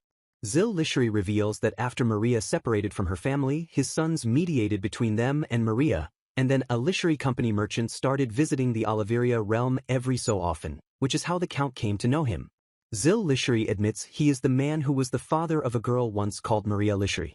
Liliana, now wearing the elaborate dress from the market, asks her father and great-grandfather what they think of the dress. Louis exclaims that Liliana looks just like a princess, and Zil Lisheri agrees she's so cute, adding he's sure the dress is also happy. Liliana giggles and thanks Zil Lisheri, calling him great-grandfather. Liliana, asking if the negotiations are done, suggests it would be great if they all play a card game or Sugoroku. Louis gently strokes Liliana's head, agreeing it's a good idea, and suggests they ask grandfather to join them as well. Louis smiles, stating that since Liliana is calling him great-grandfather, he supposes he should refer to him as grandfather. Liliana says she's sure they'll spend lots of time with great-grandfather, so he's pretty much a family member already. Zil Lisheri smiles contentedly, thinking the word family. Zil Lisheri quietly thinks of Maria. Zil Lisheri looks to the light, feeling that one day he will finally face his regret. Zil Lisheri concludes that then they'll finally all be family. Liliana and her companion, Alish, arrive at Filua village to play with Mina, but Liliana notes that Mina usually would be there to greet her, and Alish tells the young madam they have arrived. Mina's father, Douglas, exits his home, happily greeting young Miss Liliana and Sir Alish. Liliana, with Alish standing next to her, quickly asks Douglas where Mina is, surprising Alish, who was about to explain Mina's absence. Liliana points excitedly, realizing Mina is in the backyard, planning to surprise her. Liliana sneakily peeks into the backyard, thinking Mina is how cute because she hasn't noticed her yet. Liliana creeps toward Mina. Liliana pops out and shouts boo, and Mina is thoroughly terrified, screaming in surprise.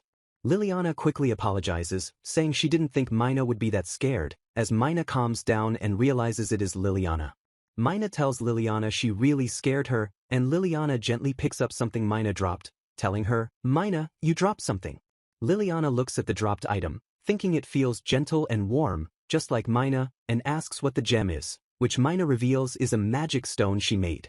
Liliana's eyes widen, and she repeats the phrase, a magic stone, internally noting that Mina is casually dropping fantasy terms again. Mina proudly explains that magic stones are white sealing stones that are filled up with mana, and tells Liliana to just watch.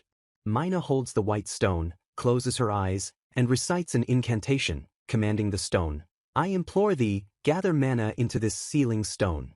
Mana swirls from Mina's hands and enters the white stone. Liliana is amazed, exclaiming, wow, as the stone has turned into a pretty sea blue color. Mina tells Liliana, who compliments the stone's color but notes it's a little pale, that the more mana she pours into it, the darker the color will turn, and that the color also depends on the person, confirming that the stones can be found anywhere yet can be turned into magic stones. Liliana gently holds the colored stone, realizing it felt so gentle because it contained Mina's mana. Liliana, confident after seeing Mina succeed, asks if she can make one too, imagining pouring her mana into the stone just like Mina did, and Mina assures her, of course. Liliana closes her eyes, focusing her will, chanting, please become a magic stone. Mina exclaims that Liliana worked and successfully created a magic stone. Mina congratulates Liliana, noting her magic stone is a pretty amethyst color, just like her eyes, and Liliana happily concludes that even with her weak mana, she can create one, asking what magic stones can be used for. Mina explains that normally only one person can use their own mana, but the mana inside a magic stone can be used by anyone, meaning people with weaker mana can use magic they normally couldn't if they have a magic stone. Liliana realizes that since she has weak mana, a magic stone is perfect for her. Liliana smiles at the prospect of using magic, asking how she could get a more powerful magic stone. Mina explains that anything related to the creator or other gods is in the domain of the Church of Heroine, which controls all the magic stones, as magic is a miraculous power bestowed by the creator, and adds that the church helps the people who really need magic stones. Liliana asks if the church just gives them out, but Mina explains that people who want magic stones are plentiful, so they need a lot of alms, a kind of money that represents their thankfulness to God. Liliana, disappointed that she can't get a stronger magic stone because she doesn't have any money for alms. Liliana, contemplating her dilemma, suggests giving someone her magic stone. Mina quickly and loudly says, no, telling Liliana she's supposed to give the magic stones she creates to the church. Mina explains that it is fine if Liliana keeps the magic stone for herself, but if she sells it off to someone, a scary person at the church will get really mad, but if she offers up her magic stones, she'll get money. Liliana resolves that since she can make magic stones, she can go to the church, offer them, and receive alms for it. Liliana smiles, concluding that the church is basically monopolizing magic stones, noting it's a clever business strategy.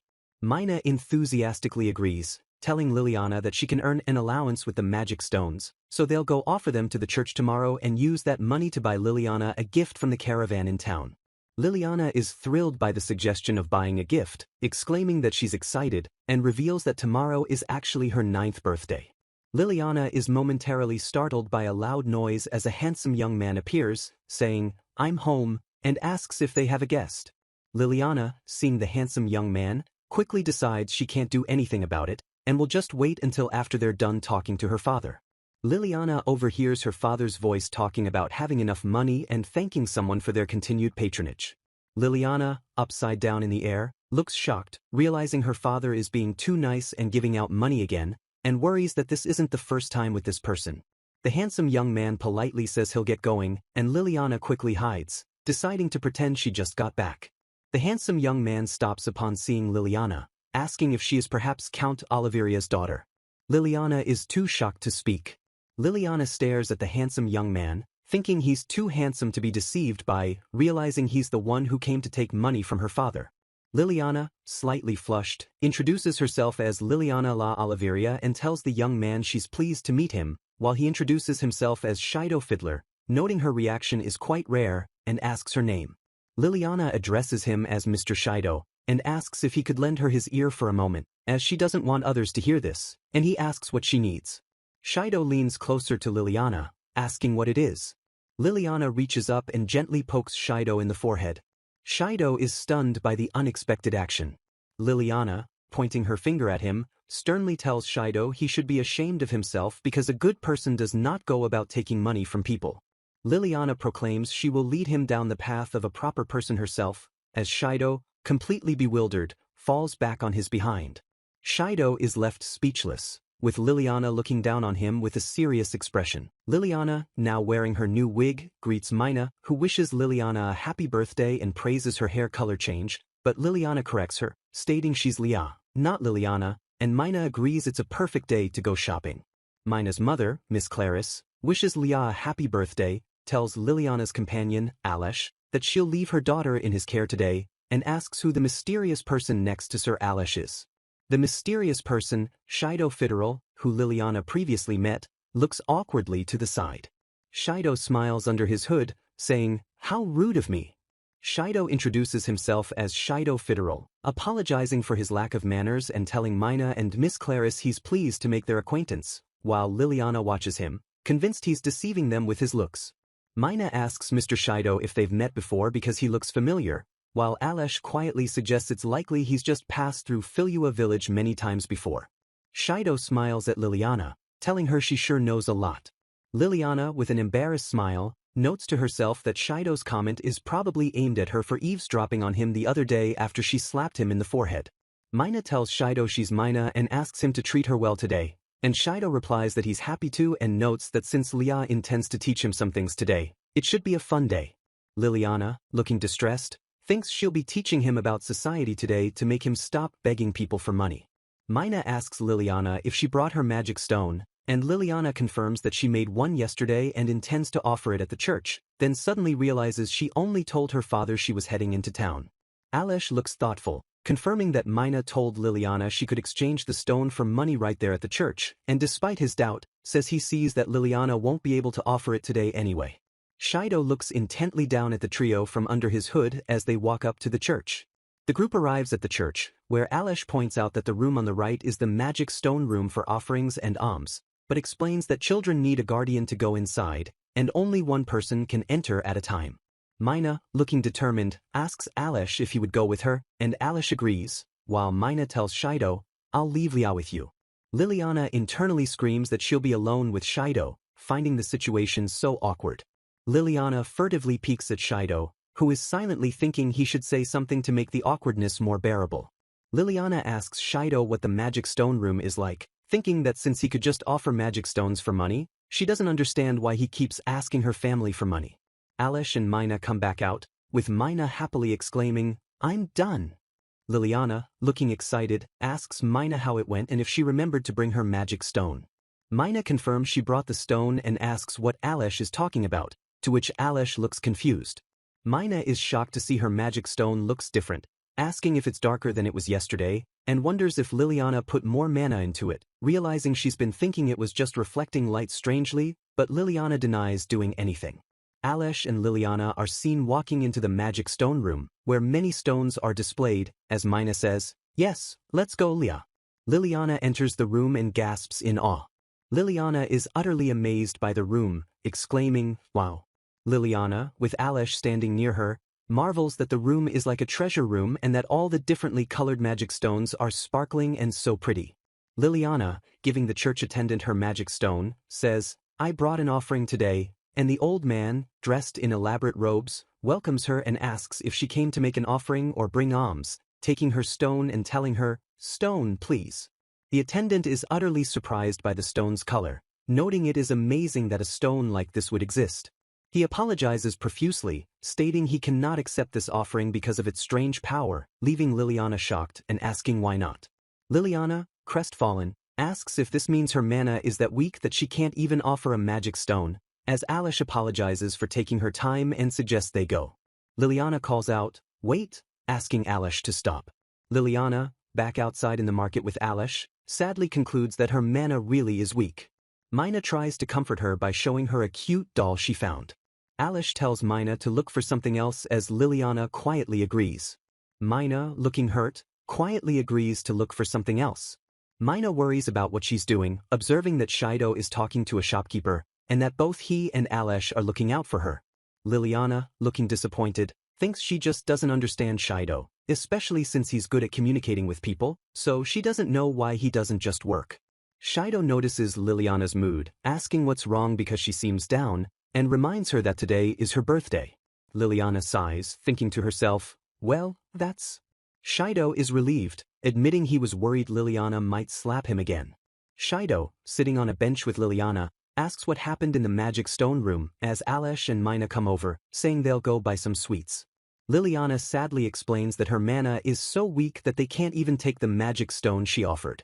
Shido, shocked, realizes that the church attendants told her absolutely nothing about the stone's quality, lying on the ground in despair and thinking there's a limit to how doting they can be. Liliana tells a still moping Shido that he needs to stop because Alesh and Mina will get really worried if he keeps moping like that, and Shido agrees that's true. Shido thanks Liliana for consoling him, and asks what she views him as. Liliana looks him directly in the face and says she views him as a troubling person who begs her father for money. Alesh and Mina return, with Mina happily calling out, "Leah," and Alesh telling Liliana they found some tasty sweets, and Liliana thanks both of them. Liliana suggests to Mina that they eat the sweets together somewhere else, saying that the market is a bit noisy. Liliana, with Mina beside her, says she knows where they can go, suggesting the tree that Mr. Zill and she sat under, while Alesh warns them to be careful not to get separated because the town has been dangerous lately. Mina, holding Liliana's hand, agrees and says she won't let go of her hand, observing that there are so many people. Mina is worried, asking if Mr. Alesh and Mr. Shido are alright, as the two men walk off in the distance. Liliana looks around in frustration, realizing that Alesh is gone again, and so is Shido, asking if they just specialize in getting lost. Liliana decides that since the tree is rather large, there's no use worrying about Shido and Alesh, and they just need to get to that tree so they can regroup there. Mina, breathless after pushing through the crowd with Liliana, notes that they've managed to get out of the crowd, but she's having a hard time breathing now. Mina, looking terrified, asks if Liliana has heard the scary story that all children are told about, where people are dragged off to a demon's castle, never to return. Liliana looks around, sensing something is wrong, and Mina points out that two strange men are following them. Liliana, keeping her composure, tells Mina not to look so the men won't realize they've been spotted, and instructs her that after they turn the corner, they need to run to get away from the demons. Liliana shouts, "Now," and Mina begins to run. The two strange men, clearly angered by the girl's escape, curse and say, "After them." Liliana, breathing heavily, looks worriedly back at the pursuers and despairs that they're running into a headwind, realizing with a gasp that they really were being followed and the men will catch them at this rate. Mina is seen concentrating intensely, casting a new spell and saying, "I implore thee." Mina successfully casts a spell to summon a tailwind, which makes running easier, and Liliana exclaims that they can get away like this, while the two pursuing men shout for their power to halt those two. Liliana and Mina run past a giant hand made of stone that blocks their pursuers. Liliana is shocked and exclaims, "Magic!" asking if the giant obstacle is a hand of stone.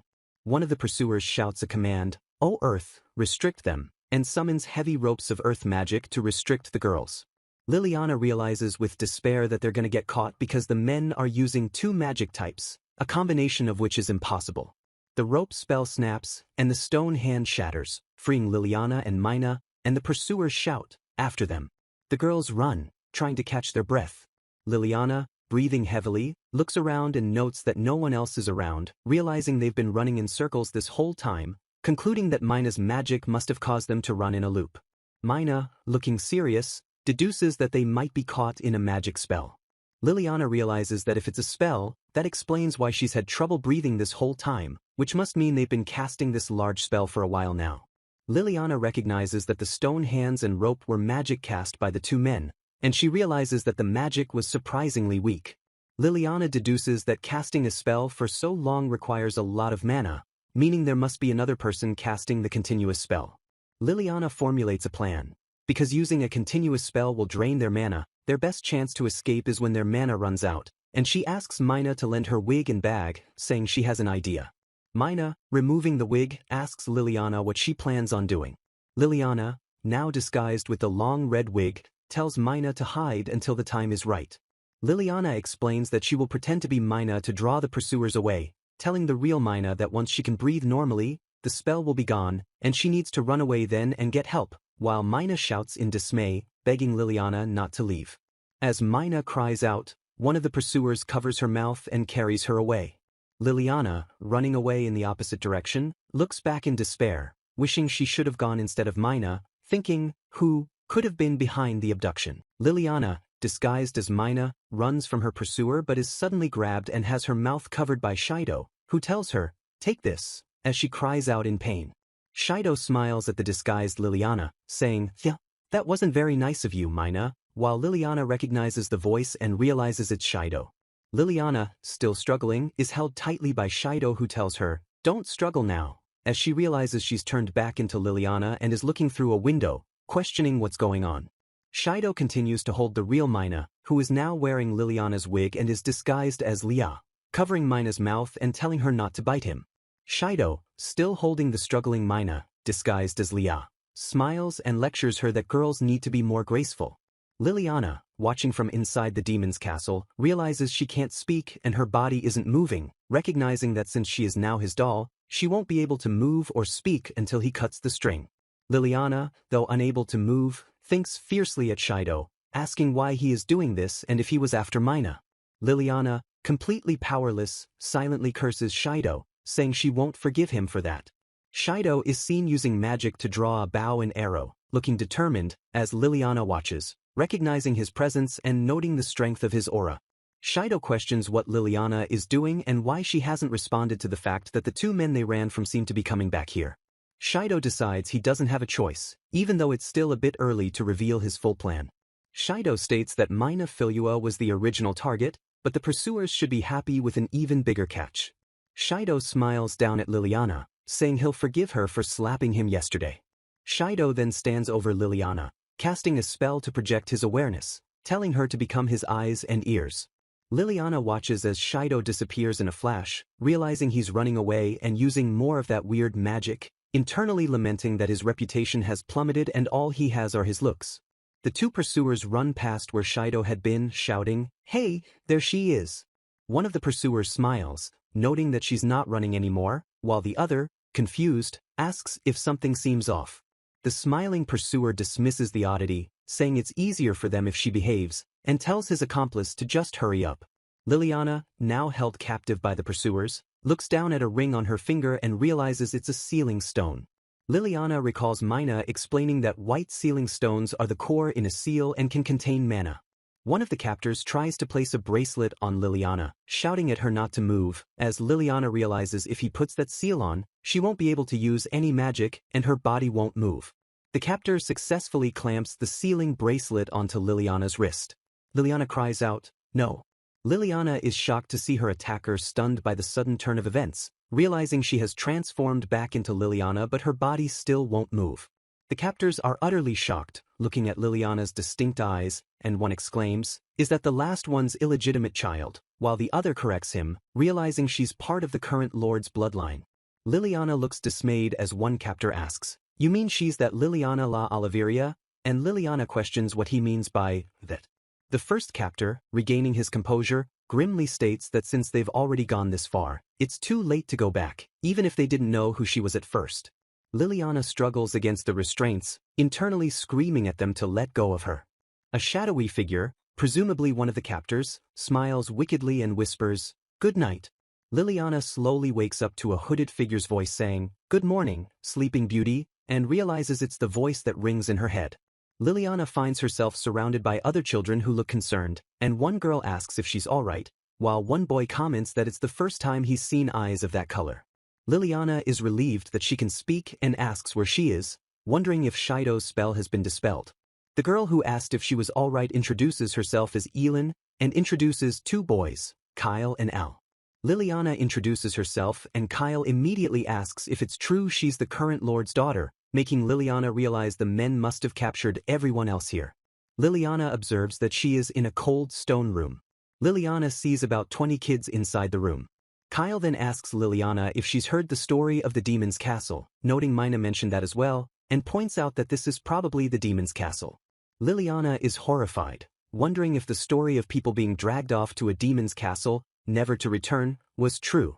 Kyle glares at Liliana, telling her it's all her fault, pointing out that everyone here is wearing a seal and asks why. Elin intervenes, telling Kyle to stop that, saying he probably enjoyed his birthday today. Liliana looks defiant, stating she just wants to go home to her family. Kyle shouts that there's no proof they were kidnapped by the Lord, saying they might have come willingly. Liliana is outraged, asking why he would suspect her father, declaring there's no way her father would do that. Kyle counters that this is the previous Lord's castle. Kyle explains that it's been called the Demon's Castle for as long as he can remember, noting that while it's called a castle, it's more like a tower. Kyle informs Liliana that all the adults say it's a place filled with sad and unpleasant memories, and mentions that even her father and Alesh have looked at it from a distance before. Liliana and the other children watch as a shadowy figure, symbolizing the previous Lord, smiles wickedly and explains that the previous Lord liked to kidnap his people, lock them in this castle, and then sell them to people who would come from far away. Liliana looks terrified, asking, "How terrible, if the previous Lord sold people as slaves." Kyle explains that 12 years ago, some information came out of a temple in the capital, and the previous Lord was executed, and then her father became the Lord after that. Liliana concedes that it makes sense that someone would suspect her father, but asserts that she doesn't believe he's behind this, and says she'll make sure whoever did this is caught to prove it. Liliana looks at the children around her and swears, "I, Liliana la Oliveria, swear that I will return you to your homes," vowing she won't let those terrible events repeat. Liliana looks at the frightened children and insists that they'll all get out of here. Kyle looks at her, saying she sure is positive, and Liliana replies that it's better than thinking about bad things. Liliana closes her eyes, determined, saying she won't abandon her dreams. The children look at her, saying her name, Liliana.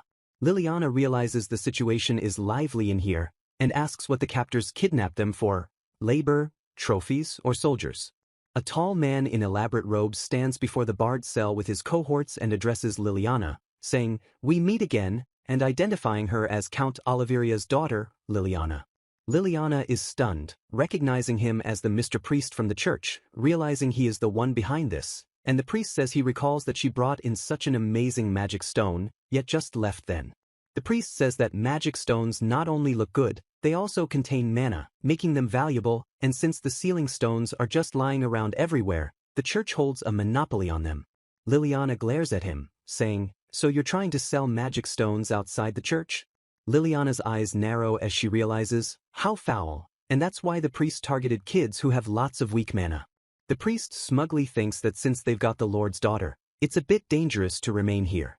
The priest calls to Liliana and the children, ordering them to come here because they're leaving this castle, as Liliana looks defiant, thinking like anyone will just listen. Liliana, with Kyle and Elin standing nearby, shouts, "Elin," as the priest notices Elin coming forward obediently, telling her she's quite understanding, and orders the rest of the children. The priest's henchmen grab the other children in the cell. The priest holds Elin close, warning Kyle and the others that if they do anything suspicious, Elin will get it, essentially using her as a hostage.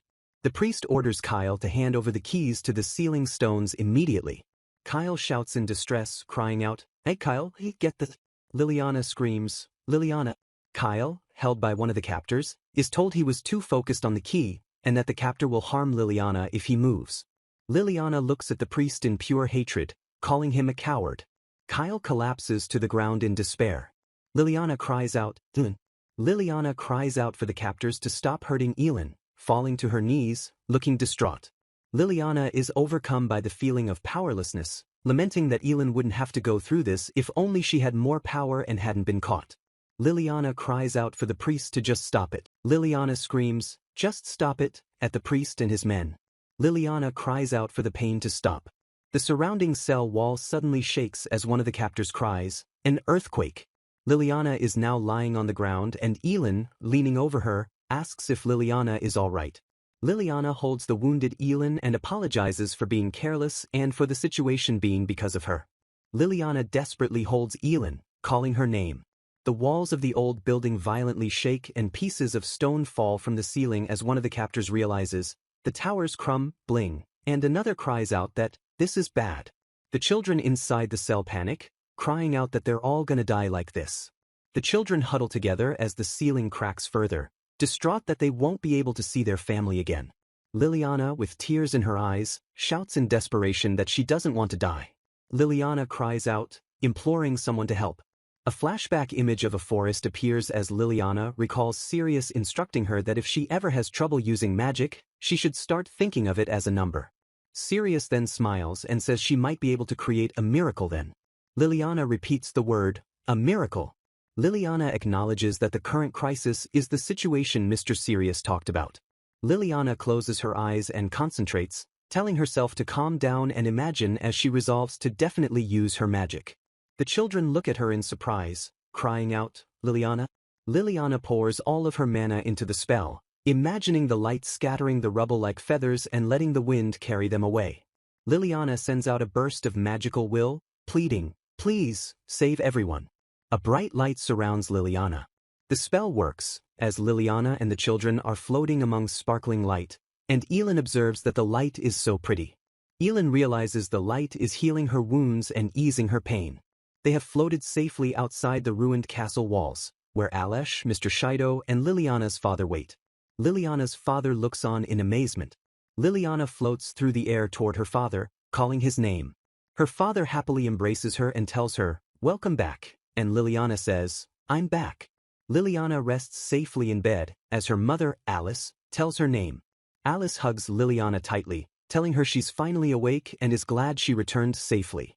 Liliana, asking if everyone now knows that her father is innocent, is told she was very brave and that her mother heard how she helped save everyone. Liliana, asking if everyone now knows that her father is innocent, is told she was very brave and that her mother heard how she helped save everyone. Alice smiles softly and praises Liliana, saying she was really brave. Liliana smiles happily, saying she's glad she could protect her family's honor. Her father, rushing into the room, exclaims that he's so relieved she's awake, almost suffocating her with a hug. Liliana tells her parents that she had no idea the previous lord engaged in something as evil as kidnapping and selling people off.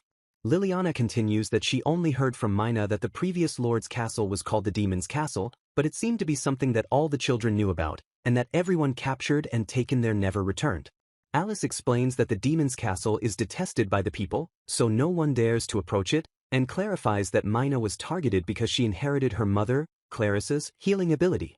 Liliana asks if Alice is referring to Ms. Clarissa's healing ability, as Alice explains Mina's mother was a victim but was rescued and brought back home, noting that Mina's healing ability is rare, though Liliana might not realize it because she's been with Mina for so long. Liliana admits she didn't know about Ms. Clarissa's past or how rare their healing ability is, thinking she mistakenly believed it was normal for everyone who could use magic in Heroine. Lewis reveals that the previous lord's evil deeds were only discovered in a secret report in one of the capital's temples. Lewis, wearing a hooded cloak, introduces himself as a secret investigator working for the church to punish the wicked and save the weak. Liliana questions if Shido is the one who discovered and acted on the report, thinking she mistakenly believed he was there to beg for money or was working with the kidnappers. Lewis asks Liliana if she's ever thought about why Shido noticed something afoot and returned to their poor realm. Liliana suggests it's simply because her father is too nice and just gives out money like candy. Lewis corrects her, explaining they offer those funds as reparations for those who suffered because of the previous lord, and to protect the people who were sold off. Liliana looks at her parents in surprise. Louis asks Liliana what she thought they were giving money to Mr. Shido for, saying she appears to have misunderstood something, and apologizes for the trouble she went through. Liliana, finally understanding, realizes she had always thought her father was just too nice for his own good, and she tried to make up for it. Liliana smiles tearfully, admitting she was never troubled by how poor they are, and realizes that her father is really amazing. Liliana tells her mother she was never troubled because everyone was always smiling. Liliana's father walks into the room, complaining that there's a limit to how much they can coddle her. Louis asks if Shido was rather upset about things this time. Alice asks Liliana what she thinks of her mana, since Liliana thinks her mana is very weak. Liliana recalls that she was able to turn into Mina with just a few words by just thinking it, and she remembers desperately trying to use magic when the castle was crumbling, noting that when Elin was being beaten and she cried, the castle started to shake, but she's not sure if she was using her own mana back then. Alice smiles, correcting Liliana, saying her mana is actually really strong. Alice tells Liliana that her misunderstanding is something they caused. Liliana looks up with wide eyes in disbelief. Alice explains that the whole reason they didn't teach her about magic was because if she hadn't known about magic, she wouldn't have tried to wish for something. Alice continues that they had Sirius tell her that her mana is weak so she would think she couldn't cast large spells. Alice concludes that the belief acted as a limiter on her vast power, but she still learned of it. Liliana looks at her hands, recalling how much she desired more mana, thinking that it was the very same mana she thought was weak. Liliana looks at her hands and realizes with shock that she destroyed the tower. Liliana, overwhelmed, turns to her mother and father and begs them to seal her mana away, admitting she's afraid of her own mana, while her mother gently tells her to calm down. Her mother embraces her and gently asks if Liliana knows why they unsealed her mana despite it being so strong. Alice confesses they were worried that something might happen to her. Louis explains that Liliana's mana is just so strong that they were concerned the sealing stones wouldn't be able to absorb it all. Louis elaborates that they tried using many seals, but it accomplished nothing because mana that is drawn out by a sealing stone cannot be emitted. Louis continues that even if the mana were sealed, it could only return to her body, causing harm, and though there was a risk she might accidentally use magic, they took the seals off because they simply didn't want to lose her, planning to tell her about it in the future. Liliana understands why they kept the truth from her and expresses how happy she is that her parents cared so much for her. Liliana, smiling, insists that she's not a child anymore and needs to learn more if she wants to protect her family, so she asks them to tell her everything from now on. Alice smiles, conceding that Liliana won't be held back forever. Mina bursts into the room, shouting Liliana's name, having returned safely. The two girls embrace tightly, crying that they're so glad the other is safe. Liliana recounts that she then went to go meet everyone who was saved after the incident. Among the rescued people, she meets Maria Lisheri, who introduces herself. Liliana realizes that Maria's special talent of finding whatever is lost is the reason the kidnapped children were found.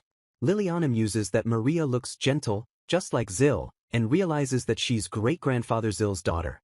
Shido approaches Liliana, greeting her with a smile and calling her Little Miss Tomboy. Liliana notes that Shido is the same as always. Liliana reflects that Shido forgave her for slapping him because he used her as bait to draw out the kidnappers, though she feels something is off about the situation. Shido announces that he should get going soon and asks Liliana to please come visit their realm again. Shido smiles and waves, explaining that he only visits places that have a problem, so Liliana should be hoping they never meet again. Liliana smiles after him, thinking it seems he's always going to be surrounded by problems. Liliana watches him leave, hoping their next meeting is a good thing. Liliana is seen happily riding home with her family. The full family stands together in front of the manor, happy to be home. Liliana La Oliveira, the 9-year-old daughter of a count, reflects that in her previous life she was a Japanese high school girl named Tachibana Yukari, who died in a traffic accident and was reincarnated. She vows she is doing her best in this new world by using her memories and knowledge from her previous life, as she greets her father and Alesh. Liliana, asking her father if she can borrow Alesh for a minute to ask him something, accidentally insults Alesh, who wonders if he's not good enough. Liliana smiles brightly and replies simply, "Nope, I need him," cheering Alesh up quickly. Liliana pulls Alesh away, telling her father not to worry and that he can't follow them. Alesh closes the door behind them as Liliana and Alesh leave. Liliana asks Alesh what his marriage anniversary date is, apologizing that she can't let her father hear this. While Alesh panics, telling the young madam not to do this to him because he can already imagine what her father will say later. Liliana explains she needs the date because it will soon be the anniversary of when her mother married her father. Liliana explains that no one knew the date, so she tried asking the servants about it because she wanted to celebrate the day, and Alesh and another maid are shocked by the realization. Alesh tells Liliana he does know the date, and in fact, he is the only one who knows about it, reasoning that Liliana must have thought he knew since he's really close to her father. Alesh confirms he knows the date because he was the only one who attended the ceremony, which took place within the Oliveria realm. Alesh adds that the wedding took place soon after her father became the Lord, and the people didn't have time to offer their blessings. Liliana reflects sadly that the reason people weren't trusting was because the previous Lord had been abducting people and selling them off not long before that. Liliana is intrigued, staring intently at Alesh, who confesses there were other reasons as well. Alesh whispers that the biggest reason was that the wedding was really them eloping. Alesh quickly panics and loudly tells Liliana to keep quiet, grabbing her mouth. Liliana asks if Alesh still remembers the day it happened, as Alesh confirms there's not much time left since it's about 5 days away. Alesh looks confused and asks what Liliana is planning, to which she confirms she is planning something. Liliana clarifies that she wanted to celebrate the anniversary of their marriage, finding it odd that the people of this world don't celebrate anniversaries. Liliana explains that she just wanted to celebrate their marriage and thought it would be a nice idea to thank them for all they do and let them relax for a day. Alesh muses that Liliana's idea sounds rather nice and that he's sure her parents will enjoy the fact that she's celebrating it, concluding that they should start planning for it. Liliana confirms that she is indeed planning something. Liliana beams, revealing it's the Great Wedding Anniversary Plan. Alesh, now listening to the details of the plan, asks in surprise if it's a picnic in 5 days. Liliana confirms the plan, saying that since it will be a long trip, she will prepare some food for everyone to enjoy while they relax outdoors. Her mother Alice and her father, Louis, are shocked, asking what's going on and if Liliana doesn't want them to come with her. Liliana insists that's not it and that she merely wanted them to relax because they are always busy with work or something else, making Alesh kneel melodramatically and declare it a sorrowful trial bestowed upon him by the Lord. Alice questions if the picnic day isn't when Sirius would normally come for Liliana's lesson. Alice smiles and suggests that since Sirius's lesson is that day, Liliana, Alesh, Sirius, and the children should all go out that day. Liliana's mother tells her not to say that and encourages her to invite Sirius along as well, but Sirius politely declines, saying, "I'll pass." Liliana begs her tutor, Mr. Sirius, not to ruin the mood, and suggests they could call the outing an outdoor lesson, instead, an idea the other children and Alesh immediately love. Liliana thinks it will be nice to have everyone celebrate, although she originally planned the picnic just for her parents. The day of the picnic arrives, and Liliana exclaims that the weather is just perfect. The spread of beautiful food is shown and confirmed to be lunchtime. The entire family is gathered around the food, with her father praising the meal, saying, as expected of Liliana. Everyone enthusiastically agrees they should enjoy the food. Liliana tells her parents she's leaving now for her lesson. Her father smiles, telling her to be careful out there. Liliana and Sirius begin their outdoor lesson, where Liliana picks a flower and asks what it's called, saying it looks like a chamomile, which is a medicinal herb with many uses. Liliana, with a basket full of flowers, explains that she's going to make a wreath out of them to give to mother and father, while Sirius, looking at the number of flowers, asks what she needs so many flowers for. Liliana explains that she wanted to give them something better since it's their wedding anniversary, but there wasn't enough time. Sirius gently assures Liliana that he's sure they will enjoy the wreath because it's a gift from her. Liliana holds the flower and expresses her hope that they enjoy their anniversary. Liliana smiles broadly, thanking Sirius. Liliana looks content, remarking to Miss Liliana that the air here sure is nice. Sirius internally corrects her, thinking that the air is simply air, and it can't be nicer or better based on location. Liliana explains she was merely enjoying being out here surrounded by nature and thought the air felt nice, noting the land here is lush and green. Sirius asks if Liliana is referring to the harmony of the spirits, explaining that his teacher believed spirits are born out of love and become the various things in this world, and that they exist for the sake of harmony between people and nature while war tears them apart. Liliana concludes that if that's the case, her mother and father are helping with that harmony. Sirius smiles down at Liliana. Liliana calls out to Mr. Sirius, telling him to look over there. Liliana returns to her parents, telling them she wants to show them something, and they welcome her and Sirius back. Birds fly over a natural landscape. Liliana's father asks where they are going, calling the forest beautiful. They stop before a very large, unusual tree, and her father notes that it is two trees intertwined and joined together as a single tree. Liliana smiles at her parents and suggests that the tree with entwined branches is just like the two of them. Her mother, slightly embarrassed, agrees it's an amazing tree. Liliana agrees, saying that the spell should be fine because she practiced it just now. Liliana raises her hands and whispers that it'll definitely work. Liliana uses her magic, commanding the area to please make a wonderful rain of flowers fall from the sky. Liliana, with the family and Alesh gathered before her, asks if everyone is ready, and the crowd congratulates the parents on their anniversary. Liliana's parents are both surprised by the announcement, asking, "Our anniversary?" Liliana tells her mother to lean down a bit and explains that she wanted to celebrate their wedding anniversary with them. Liliana presents a woven flower crown, a gift from the children and Alesh, telling her parents, "Congratulations," and thanking everyone. The children realize with a shout that they've forgotten someone, and Liliana is shocked when she learns it's Mr. Sirius's birthday today, as the family wishes him a happy birthday. Sirius, looking away sadly, confirms it's his birthday, while Liliana immediately apologizes that she couldn't prepare a gift for him because she didn't know. Liliana, looking disappointed, asks Sirius if he's not going to congratulate her. Sirius, looking at the crying Liliana, softens and says her name. Liliana beams, telling him, "Happy birthday." Sirius smiles and says her feelings are what truly matters, but then panics when Liliana's father points out he's looking at her intently and notes that she'll be all grown up soon enough, causing Sirius to stutter that she's just a child after all. Liliana, back in her room, quietly thinks about a gift.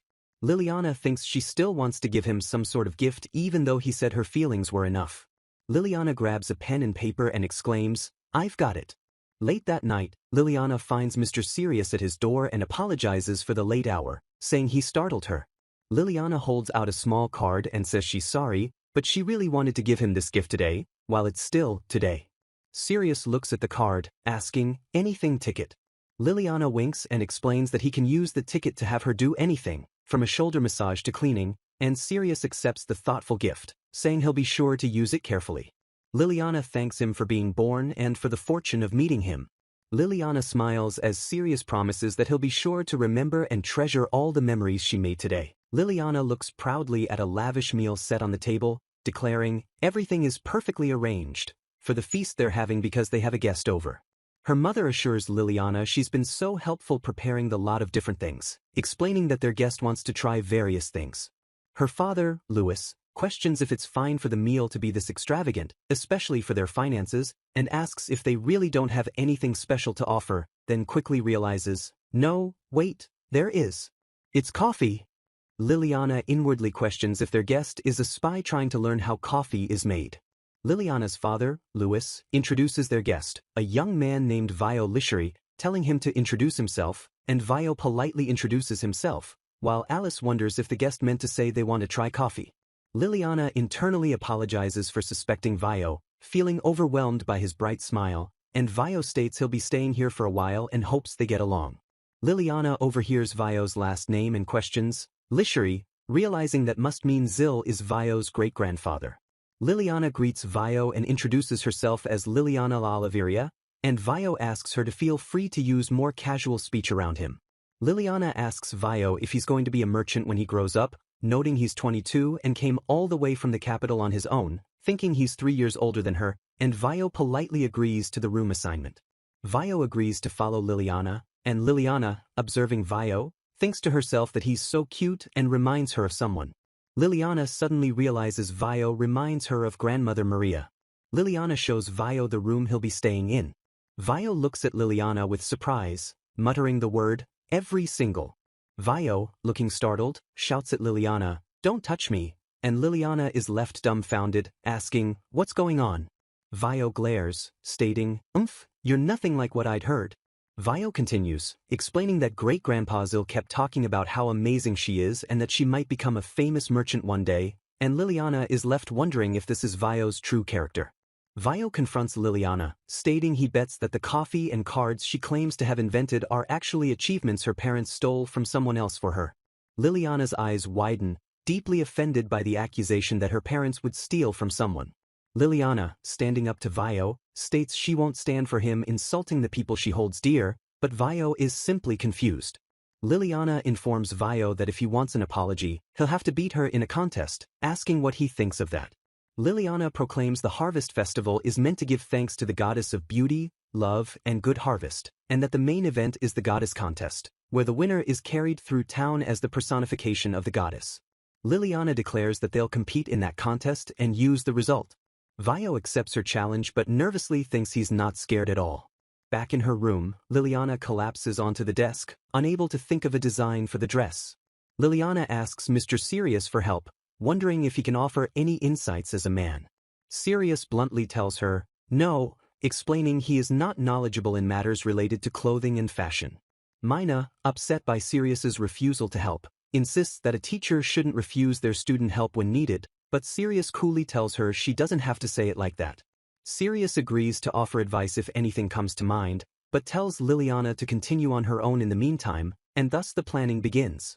Liliana tells Mina that since she'll be wearing the dress, a design meant for adults probably won't work, deciding on something really extravagant and impactful to draw people's eyes.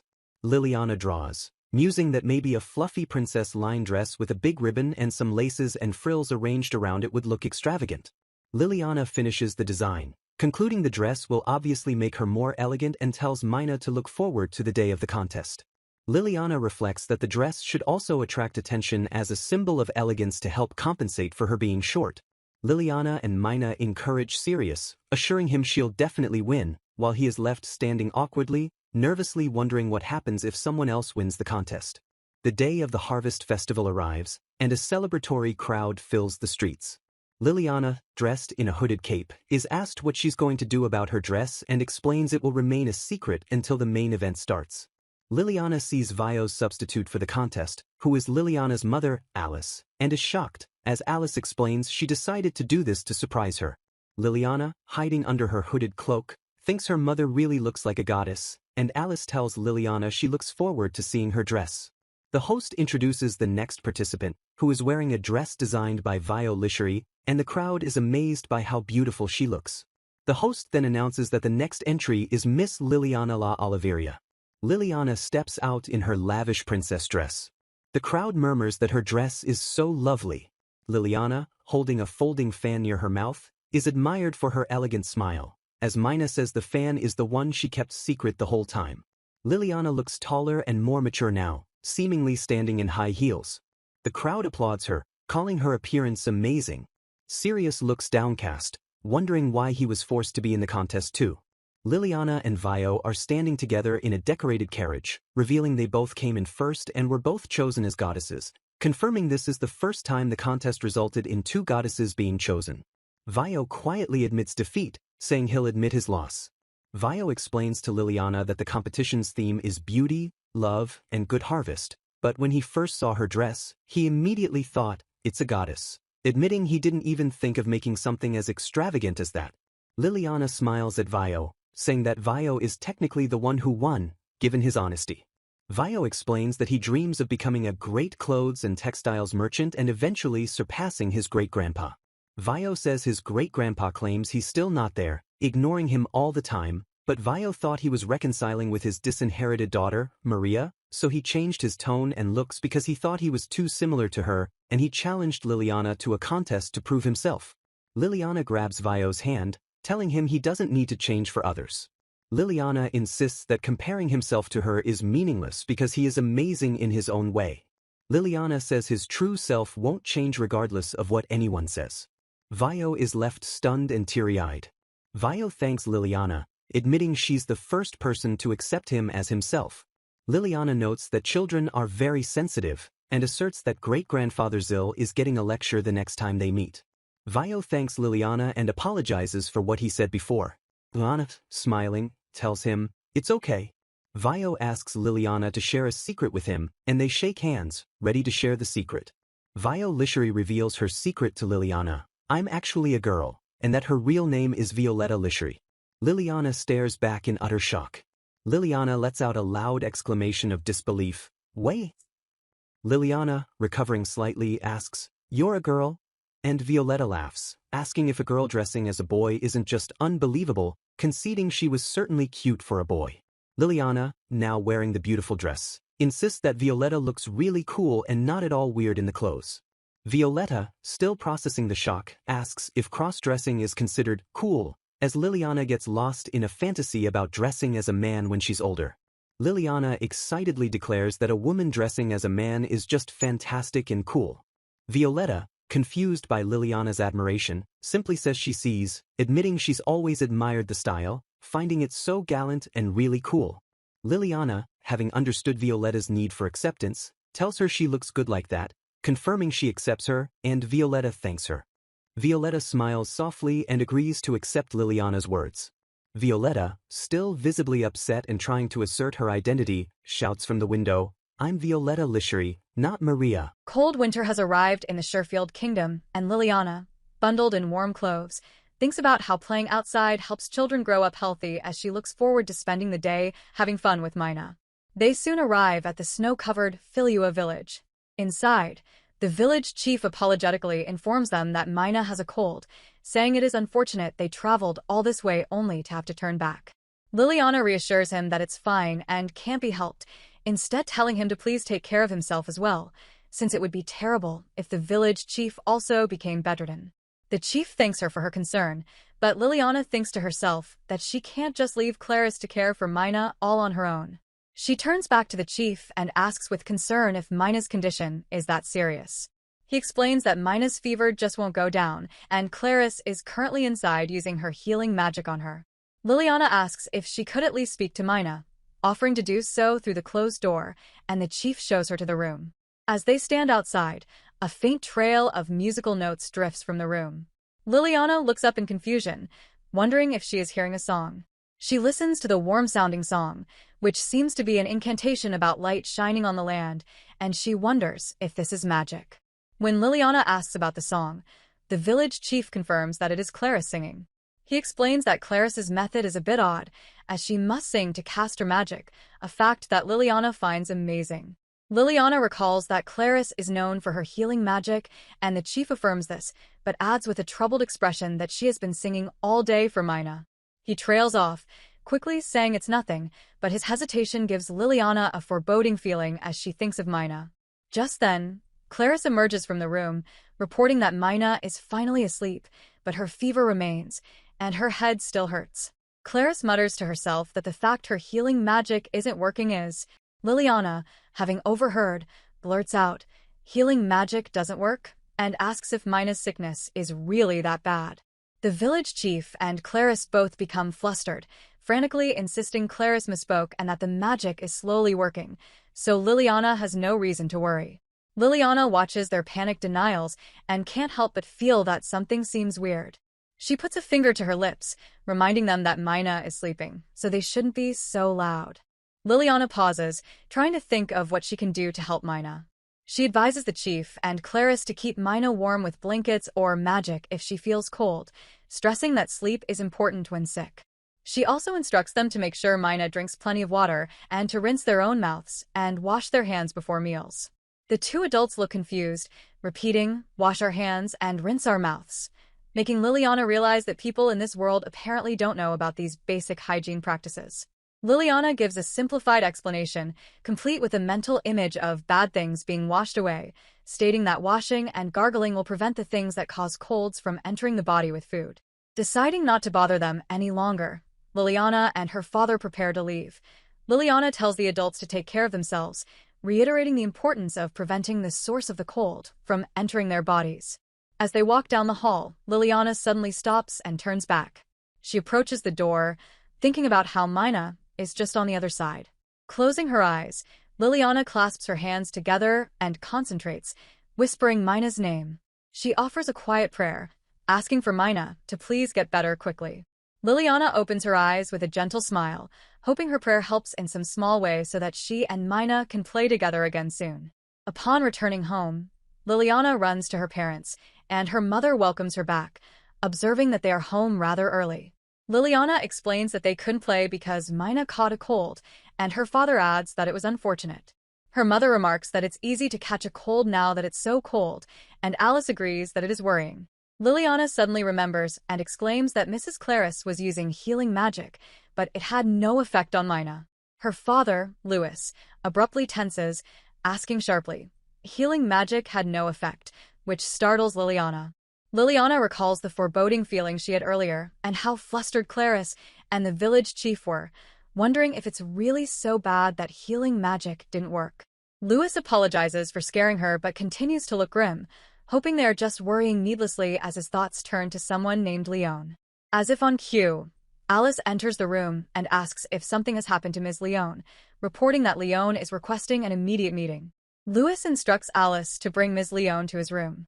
When Ms. Leon arrives, Liliana greets her but is immediately struck by her unwell appearance, asking if something happened. Ms. Leon apologizes for worrying Liliana and states that she has discovered something rather shocking, asking if the Lord is available. Liliana quickly tells her about Mina's cold and how healing magic doesn't seem to be having any effect, which makes Leon's expression even more serious, as she says she must speak to the Lord right now. Leon then looks at Liliana, saying she should hear this as well, leaving Liliana to wonder what she could possibly do. Leon insists that Liliana come and listen, explaining that she will be involved in this eventually.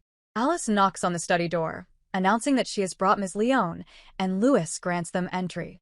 Ms. Leon enters and formally announces her arrival. Louis greets her, thanking her for coming. He notes that it is unusual for her to request a meeting like this and asks if something has happened, as Leon stands before him to make her report. Leon gravely reports that someone in his realm has been afflicted with miasma. Louis is stunned into silence, barely able to repeat the word miasma, before asking if she is absolutely sure, to which Leon solemnly replies, yes. Ms. Leon confirms the diagnosis, murmuring, miasma, which Louis questions, asking if she's sure because he originally thought it was just a cold going around the realm. Liliana asks Ms. Leon and her father if magic has no effect on miasma. Leon confirms Liliana's question, saying, that's right, Miss Liliana. Liliana is shocked, asking, what? Liliana is shocked that miasma is serious enough to kill people, realizing that as people come closer to death, they cling stronger to miracles, but healing magic is useless. Leon listens intently to Liliana's panic. Liliana worries about Mina's fate if the illness is truly miasma. Liliana breaks down, thinking about Mina dying. Louis tells Liliana to calm down. Louis reassures Miss Liliana that they don't know yet if Mina's illness is from miasma. Louis vows to go check up on Filua village and see if it's really miasma. Louis comforts Liliana, telling her to wipe those tears off her face because they don't suit her. Liliana accepts her father's resolve, agreeing that getting upset won't solve anything, but asks if miasma is rare since she hasn't heard of it before. Leon explains that usually there's a case of miasma in other countries once every decade, because it would happen in every country. However, there hasn't been a case in the Sherfield Kingdom in 30 years, which was considered a miracle.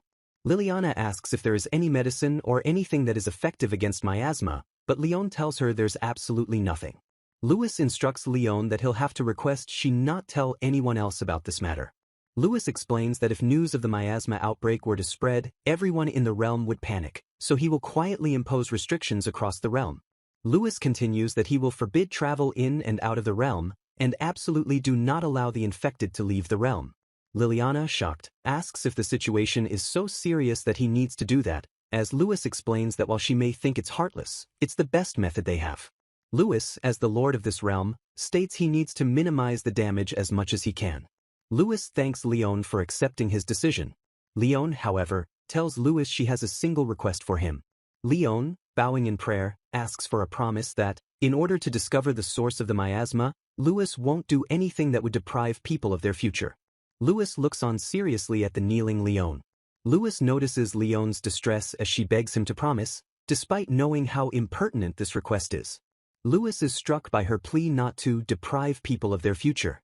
Louis solemnly swears that he will not do anything that would deprive his realm's people of their futures, clarifying that he understands she refers to getting rid of the infected to prevent further infections. Leon thanks him and vows to keep trying until the very end. Liliana, stepping forward, offers to help in whatever way she can and wishes to assist Ms. Leon. Louis looks at Liliana, calling her young madam. Louis smiles and agrees, saying, very well. Liliana thanks her father, who warns her not to do anything rash. A few days later, a knock comes at the door, and Liliana tells the visitor, Ms. Leon, to come in. Leon greets Miss Liliana and asks how Mina is.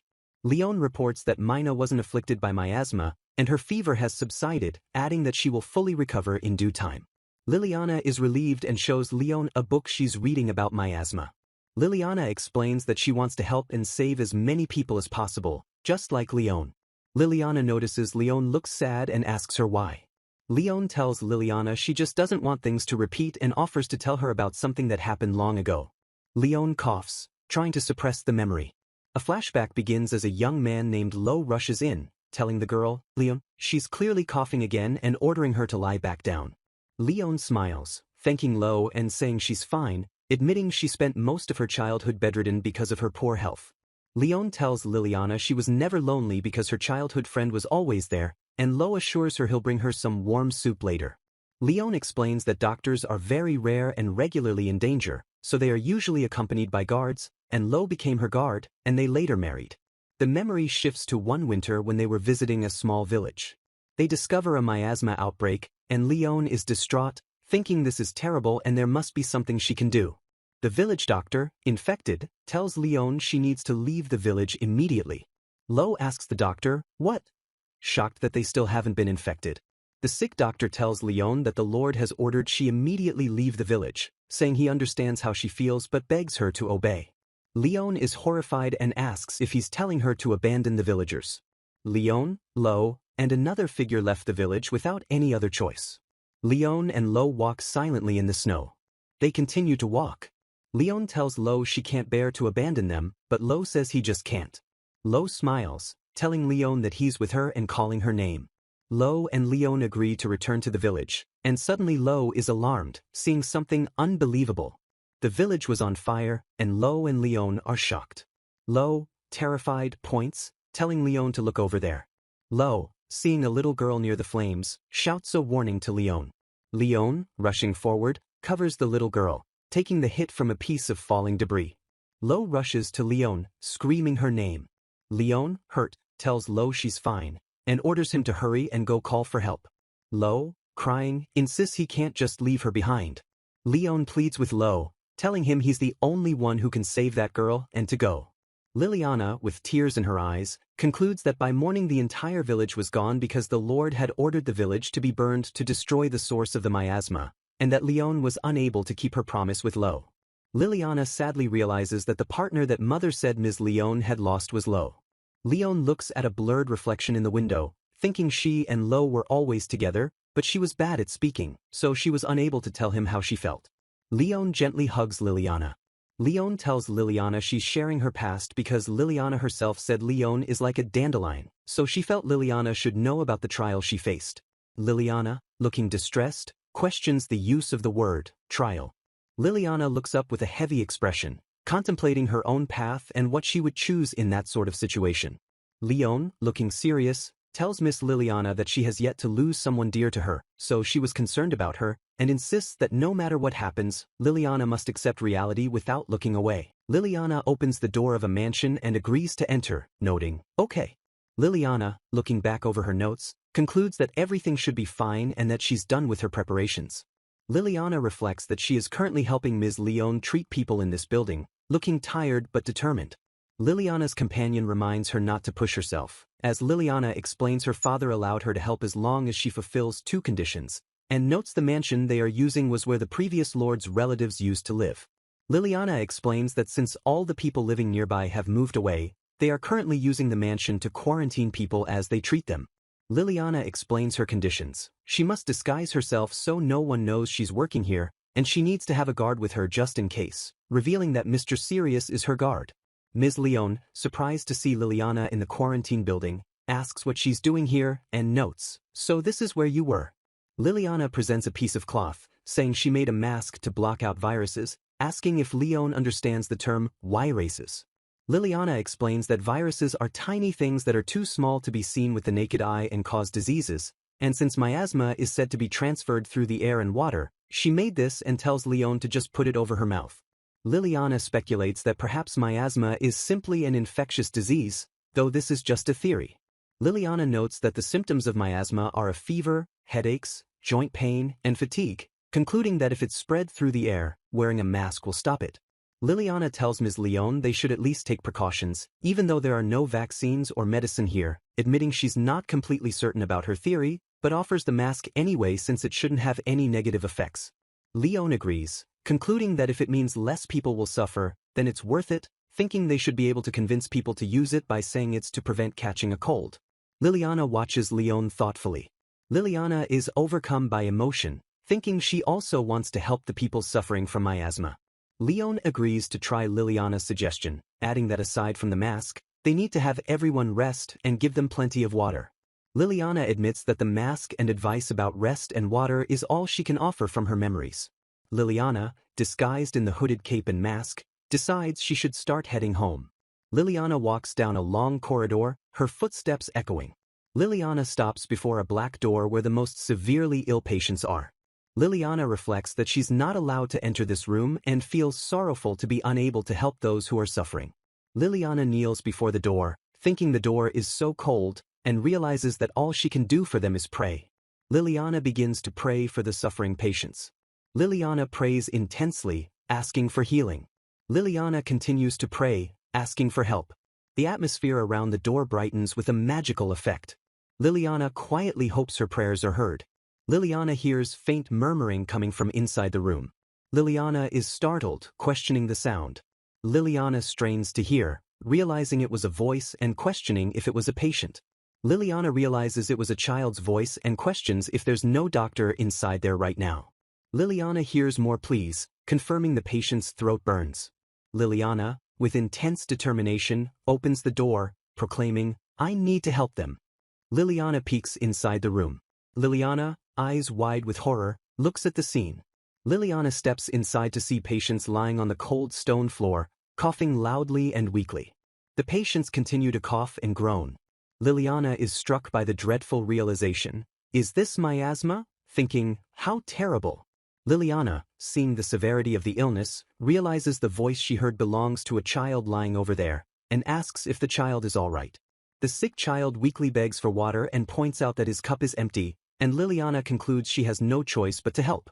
Liliana closes her eyes and concentrates, pleading, "Please, bring forth water that will heal him." Water magically swirls inside the empty cup, healing water for the child. Liliana hands the cup to the child. Liliana gently tells the child it's all right and to just drink it slowly. Liliana asks if that was enough water, noting the severity of the situation, realizing that even this poor child is sick. The child thanks Liliana, feeling comforted that she gave him water and talked to him, saying it's like Liliana is God's envoy. Liliana, smiling, tells the child she's not any kind of envoy and he should get back to sleep now. Liliana, preparing to leave, is told to wait, and the child hopes she's better next time they meet. Liliana, startled, looks back at the child. The child, looking closely at her, remarks, "Your eyes are amethyst and your hair is silver."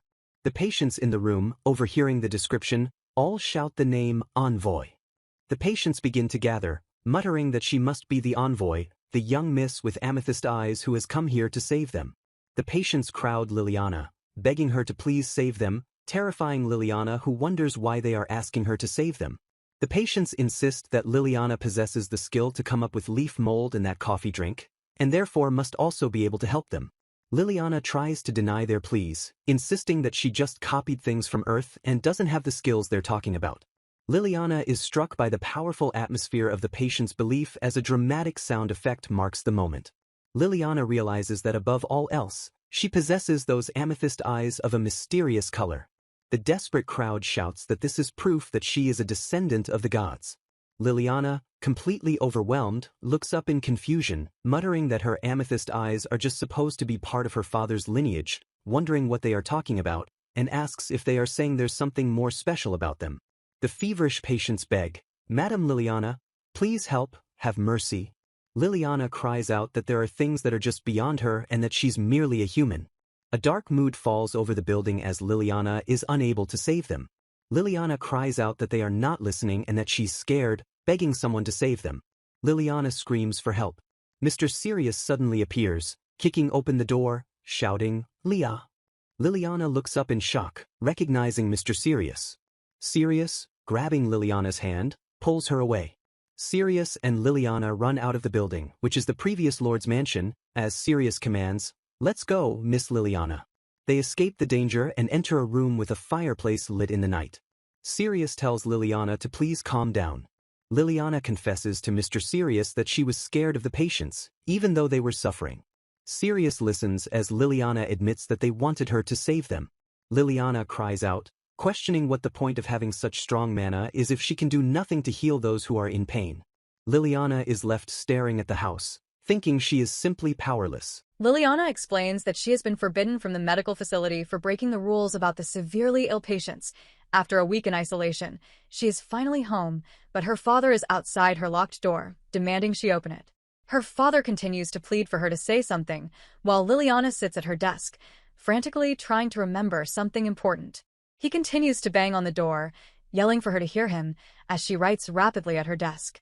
Her mother's voice joins in, telling Liliana that locking herself in her room all day isn't healthy. Liliana internally apologizes to her parents. She thinks to herself that she just needs some time to think. Her mother's voice comes through the door again, telling Liliana that Sirius explained what happened and that she doesn't need to worry. As her father begins to speak again, Liliana continues writing, ignoring his words and internally apologizing once more. Her father tells his wife, Louis, to step away from the door as Liliana thinks that she just wants to be left alone. Suddenly, she hears a strange sound from the door. Her father is using magic to create a barrier, demanding that it be removed. Liliana stands up in shock, realizing he is using magic. The door bursts open, revealing her father, and Liliana stares, whispering his name. Her father enters the room through a cloud of smoke, hand outstretched. He looks at her with a serious expression. Her father addresses her, saying there is something she must do, while Liliana internally laments that she can't find the answer she's looking for, no matter how much she writes down from her memories. He tells her that just watching precious lives be lost is unbearable. Her mother, Louis, gently tells Liliana that she isn't an omnipotent being, just a little girl, but Leah thinks that's what everyone believes she is. Her mother calls her name, noticing something on the floor, and asks Leah if she drew the symbols, which her father also questions. Liliana recognizes the papers on the floor as Japanese, a language that shouldn't exist in this world, the language from her former life as Tachibana Yukari. She reflects that before she was reborn as Liliana, she was just a normal high school girl who simply happened to know the answers to things. She believes there is nothing special about her. That, she thinks, is why she is unable to save anyone. She covers her face, admitting she had planned to tell her parents eventually. But the thought of them learning the truth is simply too scary. Her mother gently asks her to explain what she means. Through tears, Liliana begins to explain that she has memories from before she was born as Liliana. She confesses that she has memories of a previous life. Her parents listen, surprised, as Liliana admits she is not normal. Her mother notes that in Cerulean, it's taught that after death, souls go to kingdoms in the sky or ground, not that they gain a new life. Liliana thinks about her previous world and the concept of birth. Her parents absorb her words, repeating a new life. Birth. Liliana explains that this cycle of death and rebirth is called the transmigration of souls. She tells them that before she was Liliana, she lived in a country called Japan in a world called Earth. She confesses that all her knowledge comes from that life, and she can't look at them because she is afraid of being rejected. She continues to cry, unable to look at them. She pleads with them not to be disgusted by her. With her head bowed, she begs them not to hate her. She cries that if her mother and father were to hate her, she wouldn't be able to recover. Her mother and father embrace her, and her mother tells her she has done well. Leah looks up in tearful confusion as her mother explains they were always waiting for the day she would tell them. Leah asks why they aren't put off by this, and her father smiles, asking why he would feel that way about his beloved daughter. He continues, explaining that all of her amazing knowledge and techniques were lacking a certain something. Leah repeats, lacking something? Her father clarifies that what she lacks is failure. He explains that when people try to create something, they fail numerous times before they finally succeed. Liliana realizes he's right. Thinking back on her creations, she hasn't really failed at anything she's done. She understands now. It's normal to feel discomfort when success comes without failure. Her father says that succeeding without failure is normally impossible, which made him think she might already possess the knowledge. He then remembered that the circle of transmigration. Liliana is stunned, asking her father how he knew about the circle of transmigration.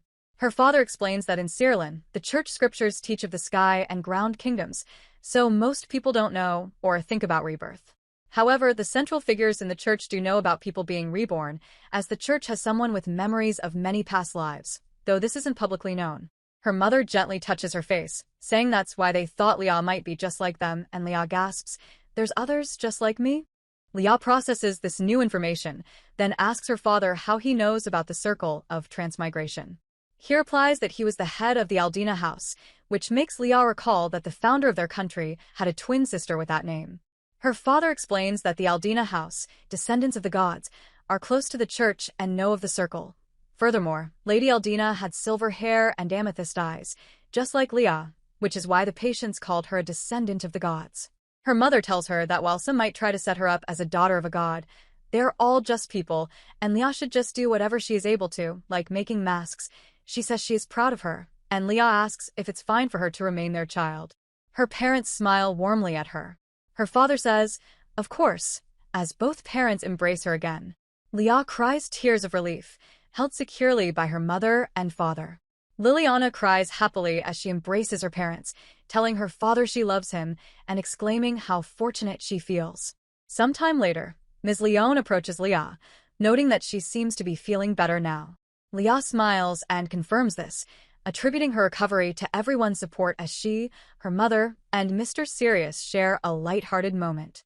Afterwards, Leah was able to resume helping Ms. Leone at the isolation ward, shown now with both her and Mr. Sirius wearing the masks they had discussed.